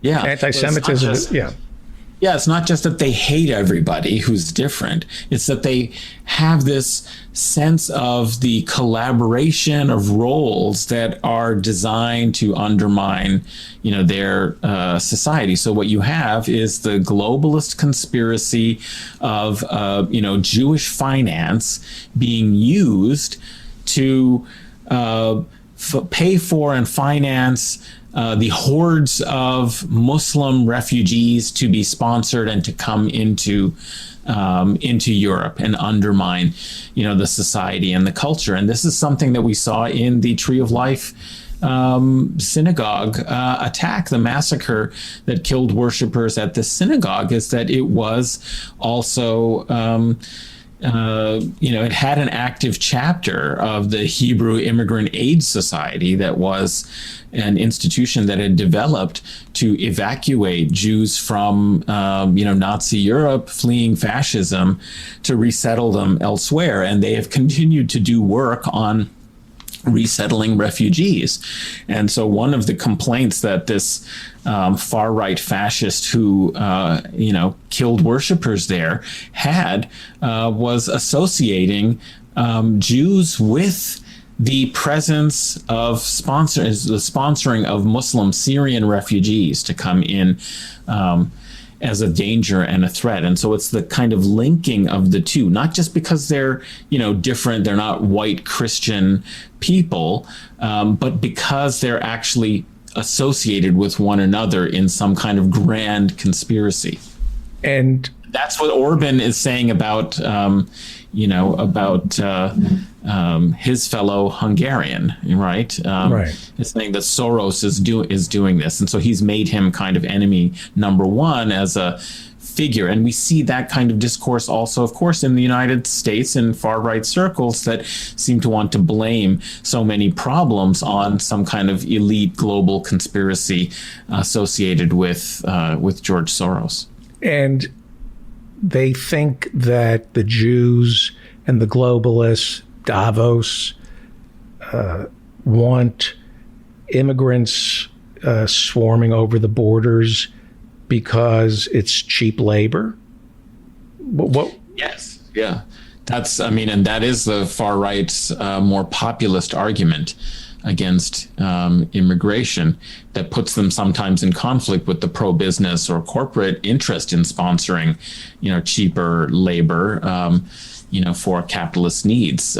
So this is how they are formulating a critique that has some purchase and resonance with people, is saying that they are sponsoring these people to come to undermine good paying jobs. And we'll find out that much of this is the sort of rhetoric in the interview that we had with Adam King about right-wing populism and organized labor in Ontario mining industries, is that this is a trope that's used. And the problem, it seems to me, is that it does it does address some genuine complaints that one might have about the structure of the global capitalist system. And if we don't find ways to articulate this in clear terms, we're losing opportunities for workers' solidarity, because instead they're simply going to blame other workers, poor immigrants, for their own exploitation. So when you look at somebody like Senator Josh Hawley, who uses veiled anti-Semitic terms, talks about the cosmopolitan elite and the internationalists and the globalists, and he's been called out as an anti-Semite, Josh Hawley, Yale Law School. Tom Cotton from Arkansas, another lawyer, right-winger, who wrote a piece in the New York Times suggesting that Donald Trump send the military to the streets to combat BLM. These are well-educated people. That doesn't mean anything, but they're well-educated. Do they believe that they're populists, or do they believe they're tricking their constituents into voting for the conservatives? Do they have a problem when Josh Hawley writes a book attacking big tech and using, as Professor Harvey J. Cade would say, taking hold of the populist history and talking about antitrust? When they appropriate our language, do they mean it, or are they just scoring linguistic points? Are they playing with us, or do they mean it?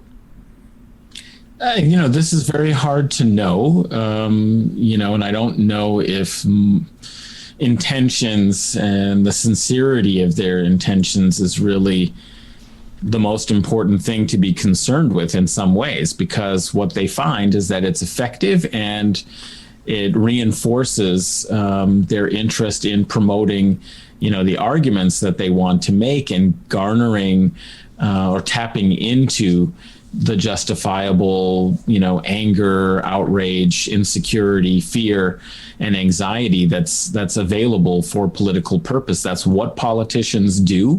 That's their job, is to find ways to ensure that they will be elected and to promote the positions that they're interested in doing, the policies and so on. And what I'm concerned about is that it just doesn't seem as if Democrats, left-wing politicians, we see what happened with Nina Turner, is that we've not come up with our own critique and argument against neoliberalism. And I don't feel like just going back to some of the previous rhetoric about worker solidarity. In fact, this was a topic that we discussed, is that it's very hard to encourage international worker solidarity. You find yourself trapped by a nationalist kind of language, and it's very powerful to blame global forces, because in fact, actually, that is the process by which capitalism has continued to find value, by exploiting labor wherever it can find it.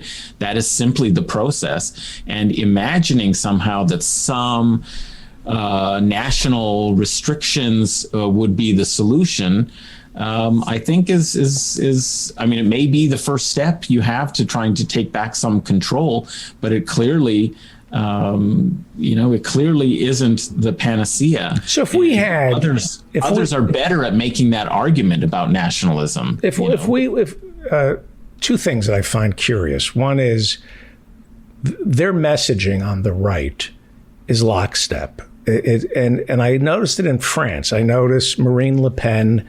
Is it the National Front? What is the right wing?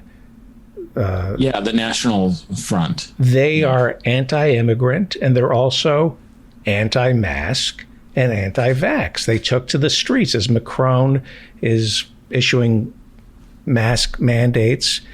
The same people in France, of all places, who are taking to the streets are the same people, are the DeSantises and the Abbotts in our country.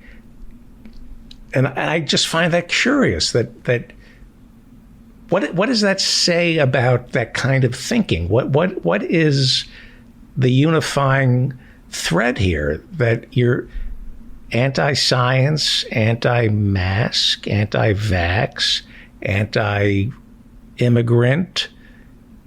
What is the common denominator here? What is it? And I can't help but think they're getting marching orders from somebody from high above.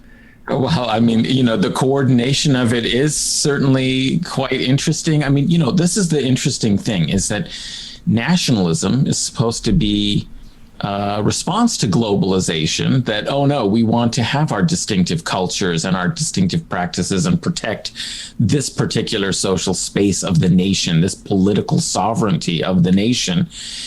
And nationalisms are not supposed to be compatible with one another. They're actually supposed to be hostile to one another. I mean, isn't that what happened in World War I? Is that German nationalism, French nationalism, and we end up having... And Europe has always been national. That's how they've galvanized. Well, in modern history, right. Yes. I mean, that's been the problem of nationalism, causing antithetical, sorts of political idioms. Like the structure might be the same, but the content is supposed to be different, because what it means to be French is going to be different from what it means to be German. And so they have some kind of cultural heritage, national reason to have hostility or to compete with one another. What's interesting in this far-right international that we're witnessing emerging is how similar the rhetoric is about what defines their positions and their identity. So a Hungarian nationalist anti-vaxxer is really commensurate with an American anti-vaxxer. There'll still be ultra-nationalists, but they don't really differ from one another. They have very similar positions, and there seems to be a lot of coordination. This is something that certainly was, I think, foreseen and was a hope of people like Steve Bannon and others who thought that you have to have some kind of civilizational compact, a kind of Pax, a Western kind of political communion on some level that stands against China and the world of Islam. And this is something that seems to come straight out of Samuel Huntington's Clash of Civilizations article in Foreign Affairs, and then subsequently the book that he wrote that expanded on that thesis, which identified civilization as the highest unit of identity. And so that's something that transcends the particular nationalisms of France, Hungary, Germany, the US, is this idea of the West. And the idea of the West only really makes sense geopolitically if you think of it in conflict with some other great world regions. What we are not.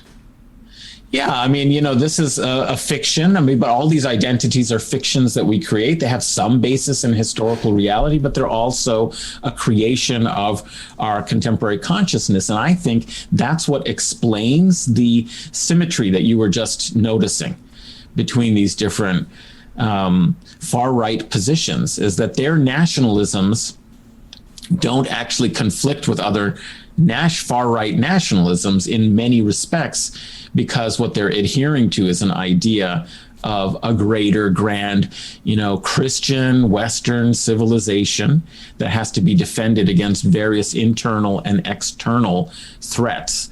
And those threats, the other aspect or the other idiom, I think, is this anti-elitism. That seems so important, which is the failures of all of these promises of progress and of, so what if we've got all of this high tech if it doesn't lead to people living better, more dignified lives with less oppression, more security? If you're not receiving that, it seems that all of these elite institutions are actually failures, and worse than failures, that they are the source of the problem, because some people are clearly doing very well, from Silicon Valley, from the elite educational institutions. But these benefits that are supposed to be part of an overall project of progress and human betterment are not being shared out in the sort of way that would give people confidence that these institutions actually have authority. It seems like we have really right now very much a kind of crisis of authority. Before you go, President Obama's 60th birthday party, let me play devil's advocate and defend it, because I started the show saying if we lose the midterms, it will be because of that party on Martha's Vineyard. It was so out of step, out of touch. It's a very let them eat cake, or as Nancy Pelosi might say, let them eat ice cream sort of moment. It was disgraceful. But let me offer up the thinking in Obama's head. He did it to drive Trump crazy. That he brought in all these celebrities and it was multicultural, and Donald Trump, can't even get Garth Brooks to show up to his, I don't know, that he was playing some kind of three-dimensional chess. Is that supposed to be a defense? It seems to me that's exactly the kind of thing. His humiliation of Donald Trump, right, at one of those... At the White House Correspondents' Dinner. Yeah, I mean, that clearly, may have motivated Trump more than almost anything else, in his politics. That seems to me a dangerous game to play. Then there's no other. I try all weekend. I was reading about it and seeing who was showing up and who was cut from the list, and I'm thinking, I have my problems with Barack Obama, but this is a really bright man. He cannot be this stupid to throw this kind of party. Forget the COVID stuff. It wasn't a super spreader party. That's one thing that those people are not going to come down with is COVID. I think it may be less stupid than just these sorts of circles of privilege are very out of touch with. How could you be that out of touch? How could you not because know? In some ways, that's what everybody's aspiring to. I mean, it's all this politics of celebrity, and it's almost as if everybody lives through a mediated media culture. This is the ideal, is to be living that sort of a life, and that is very American to aspire to. But that's not who he sold himself as. No, and that's why I think his idea of success. I mean, he's been a terrible presidency president. I mean, this is no Jimmy Carter, who may have had a terrible presidency, but who at least afterwards has done a lot of good works and, built institutions and helped people around the world and been a modest figure, a kind of humble figure embodying the ideal of a public servant. I mean, Obama said that he was going to be in solidarity with people's movements, and he got his, kind of marching shoes ready to go. He hasn't fulfilled any of that, and I think he's a lickspittle, if that's the word. He's a lickspittle to the bankers, and now he's got the $12 million estate on Martha's Vineyard. He's playing golf at a club where you have to cough up $350,000 just to join it, plus like $50,000. I mean, he's just a cartoon of swinish privilege. That's what that party was. It was like, I mean, he's acting like he's a celebrity, and that's what's happened to our politics. That's what our culture is about. He's just embodying it. He's one of the ultimate celebrities. He does look cool. I mean, I gotta say, there's like a James Bond. Like, I looked at him, I go, must be great to be Barack Obama. I have to say, I look at him going, it must be great being Barack Obama right now. And it's a gigantic FU to the Republicans. Unfortunately, a gigantic FU, a much bigger FU to the people who voted for him. I mean, he's as bad as Romney. I mean, in 2012, he demonized who Romney was. Just as out of touch. Just as out of touch. I mean, I could see him eating pizza with a knife and fork right now, which is the great. Thank you for. We'll see you later on the show. Oh, great. That's excellent. Well, I had hoped to bring on Prof. Ann Lee and John. Are they here? John's. Yeah, they're around and have like an impromptu combo with. Yeah, Professor, I mean, why don't we do it? That would be great. I've been out of touch, so let's talk to Professor Marianne for a little while, and then let me just see who's here.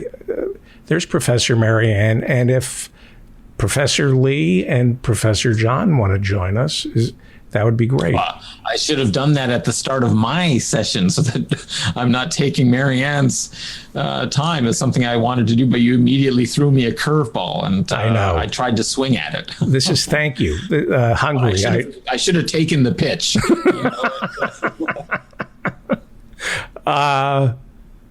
Yeah, thank you. This has been it was a good day. I had to take care of someone, and everything's good. And thank you all for accommodating me. And Professor Marianne Cummings. Well, it's interesting that you should bring up Barack Obama, because I'm composing a letter to the editor that I may or may not send. But maybe you should run it by Roberta Kaplan from Time's Up. She's good at vetting people's articles and letters. Well, basically, not only has Obama been just distinguished by like absolutely no substantive activity for public good, like a Jimmy Carter. I mean, we still have this awful, just grotesque museum that they're planning to build in Chicago. And that's in Jackson Park, and that's that was in an area that was dedicated to open spaces. And being a park district commissioner, I'm dedicated to open spaces, to preserving public land, to improve the environment and the health of the environment and people. So he's got this thing that's just going to wreak havoc on that area. It's going to be closed off to the public. And I just found out that he's got another monstrosity going on in Hawaii, now I worked for the University of Hawaii for 6 years. At Fermilab, they sent me my checks. I got twice to visit the place. And the neat thing about Hawaii was that there are no private beaches. I mean, the beaches are all public. So where I was staying, there were many resorts, but all the resorts had to have big access areas for the public to go between the resorts so they can access the beach. Well, there has been carve-outs and loopholes like that have been exploited in the last few years, and they're developing a seawall for the Obamas for their beach compound in Hawaii, which is also another environmental disaster. I mean, the ego and the, just lack of empathy of the man, that kind of like gives credence to an article I read earlier this year that it seems like the more wealth you have, the less empathetic you become, not only to your fellow humans, but to everything, nature, the environment, and I had to say, what you were saying right before I came on about Obama looking cool, he did. The money started leaving Hillary and going toward Obama when it became clear to some people that, hey, what the next president needs to do for us needs to be just done by somebody a lot more attractive than Hillary Clinton. And I'm not just talking physically, the whole package. He's got to be charming and charismatic and representing and transformative change and all that. And ironically, he just locked in the people in power that were vulnerable to the 2008 crash. They could have been toppled if we had a proper FDR president, but we did not. We had Obama. There is some kind of birthright that he feels. He is better than everybody. He just is. He's just... That's the NSA calling. That's. I mean, he really is. Obama really is brilliant. And is playing three-dimensional chess. Unfortunately, he knows he's better than everybody and divides the world accordingly. It's obscene. I don't know. Why would he do that? What was the purpose of that party? What was that? Why would you do that? If you had a $12 million estate on Martha's Vineyard, the first thing you would do is not tell anybody.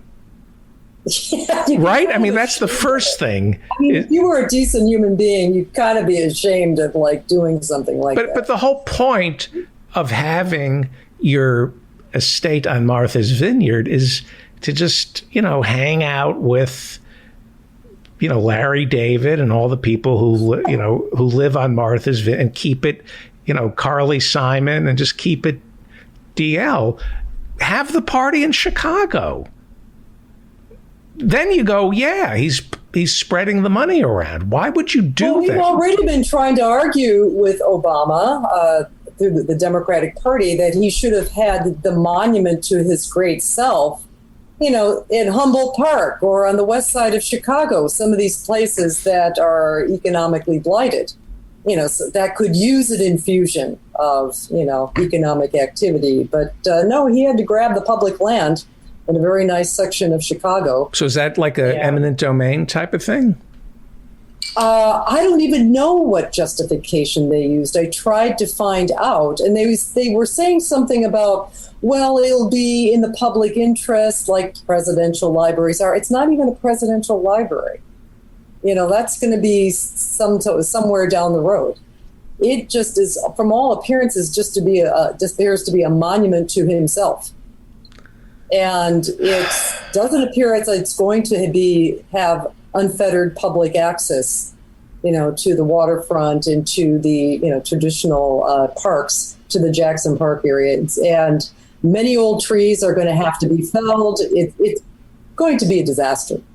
So we're still trying to stop it. And so I'm trying to get together various park district commissioners and, sent this letter around to try to word it in a way that doesn't cause certain of our allies some consternation. But nonetheless, somebody's got to say something at this point. I mean, it's just, he's like a child. He's like a spoiled child that's been allowed to run amok. They don't leave, the Democrats. Hillary and Bill, they should have gone back to Arkansas and made sure Arkansas remained a blue state. Al Gore went back to Tennessee, but he couldn't get, those people saw through him. Obama, where's he from? Chicago, New York, everywhere, Hawaii. Hawaii. Yeah. He was in New York for a while, and then he moved to Chicago after he graduated from Harvard. Well, while I have you here, Monday, the United Nations panel on climate change issued the most definitive report on the trajectory of the cataclysmic events befalling us because of man-made climate change. They aggregated, assimilated, put together 14,000 studies and delivered the clearest summary that involves physical science and climate change. This is the most authoritative study of climate change, and they concluded that it is unequivocally true that climate change is caused by human beings.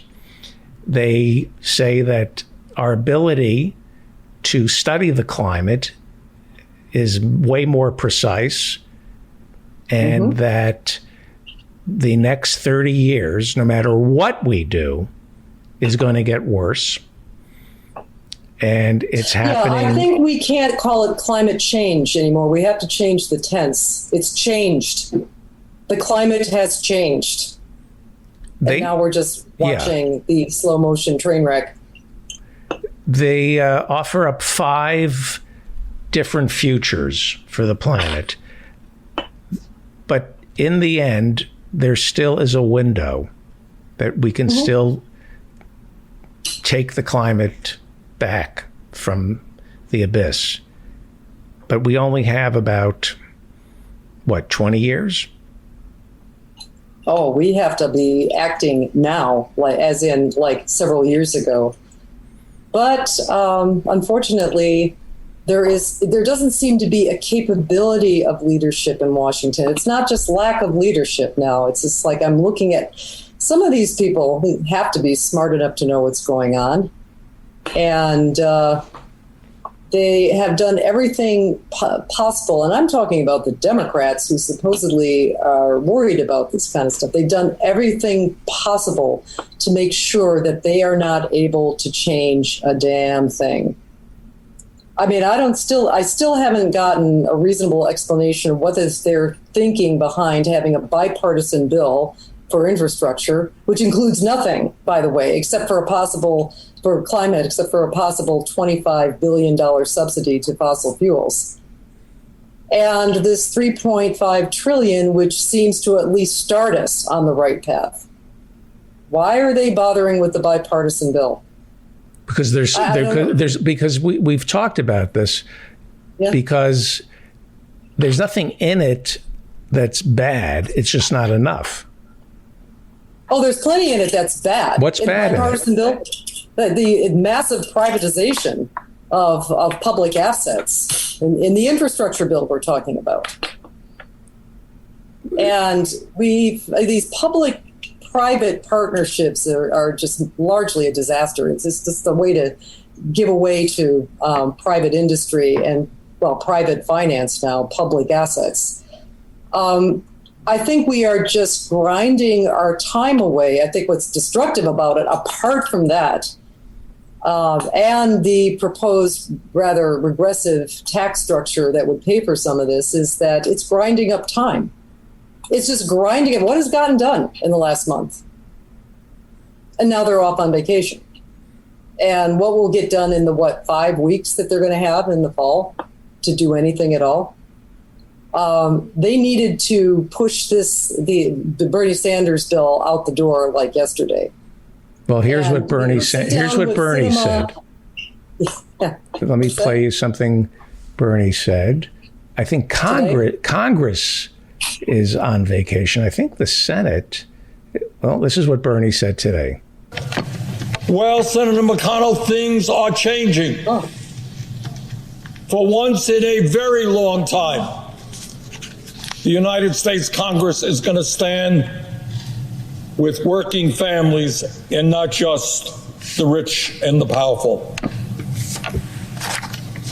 Further, above and beyond the economic crises facing working families, Congress has ignored the great existential threat of our time, and that is Sheriff Chitwood, then focusing attention to this website. Sorry about that. Can you hear me? Yes. Okay, that was Chairman of the Budget Committee, Senator Bernie Sanders, talking about his $3.5 trillion infrastructure bill. And by the way, the existential threat is climate change. I cut that off. Okay. It felt good to hear him, didn't it? Doesn't that make you? That was him today. Yeah. I have said that I still hold out some hope that Bernie can actually surprise us, that this won't get muddled down by a couple of recalcitrant Democratic senators who, need to be just arm wrestled into place. I mean, if they can't pass this, I don't know what happens. But it's frustrating because we're being told, we're giving no reasonable explanations for why there should be two bills. And, it only appears to be grinding up time. So since I have no other information and I can only go by what I actually see is happening, it just leaves us in a bad spot. Of course, we support the $3.5 trillion bill. It should have been $6 trillion, Bernie said was the bare minimum that we needed to do. But okay, maybe some more can come later. But, is it conceivable? I'm not an economist. We don't have any economists here because it's not a science. But it is conceivable. It is conceivable that the economy, not the economy for the 99%, but just the numbers are off the charts. That the economy is coming on really strong, profiting the richest 1%, and that if they pump too much into it, there might be, Weimar Republic inflation. Well, economists that I respect and are smart, like Stephanie Kelton, thinks that's just nonsense. I mean, and she's got some very well thought out arguments about modern monetary theory in the Deficit Myth book that she came out, I think late last year. I have it. I have about halfway through it. It makes things. She's a very good writer. But you do have to reread the first 2 chapters a couple of times to make sure is it that simple? Have I been so wrong about economics? Yes, like a lot of us still look at a budget. Well, everybody is wrong. Here's the thing about it. I want to bring in, if you don't mind, let's bring in Professor Ann Lee and Jonathan Bick. The thing about economics is it's scientists. They call themselves scientists, but they're paid to come up with conclusions. They are theories.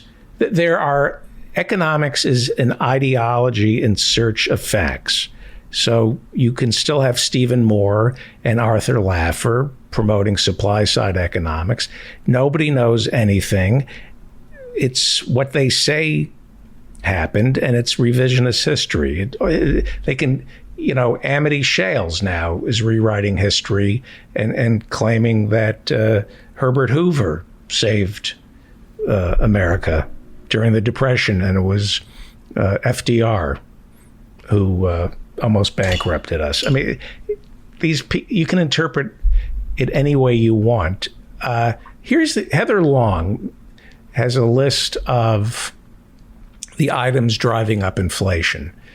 Car rentals are up nearly 90%. If you want to rent a car, it's 90%. Used cars are up 45% in the past year. Gas is up 45%. If you want to buy a laundry machine, a washer dryer, it's up 30%. Airfare is up 25%. Hotels are up 17%. Furniture is up 8%. Bacon is up 9%. TVs, 8%. Fruit is up 8%. And it goes on and on. New cars are up 5.3%. The thing is about inflation is it's what you choose to measure. If you're trying to rent a car and you see that it's up 87%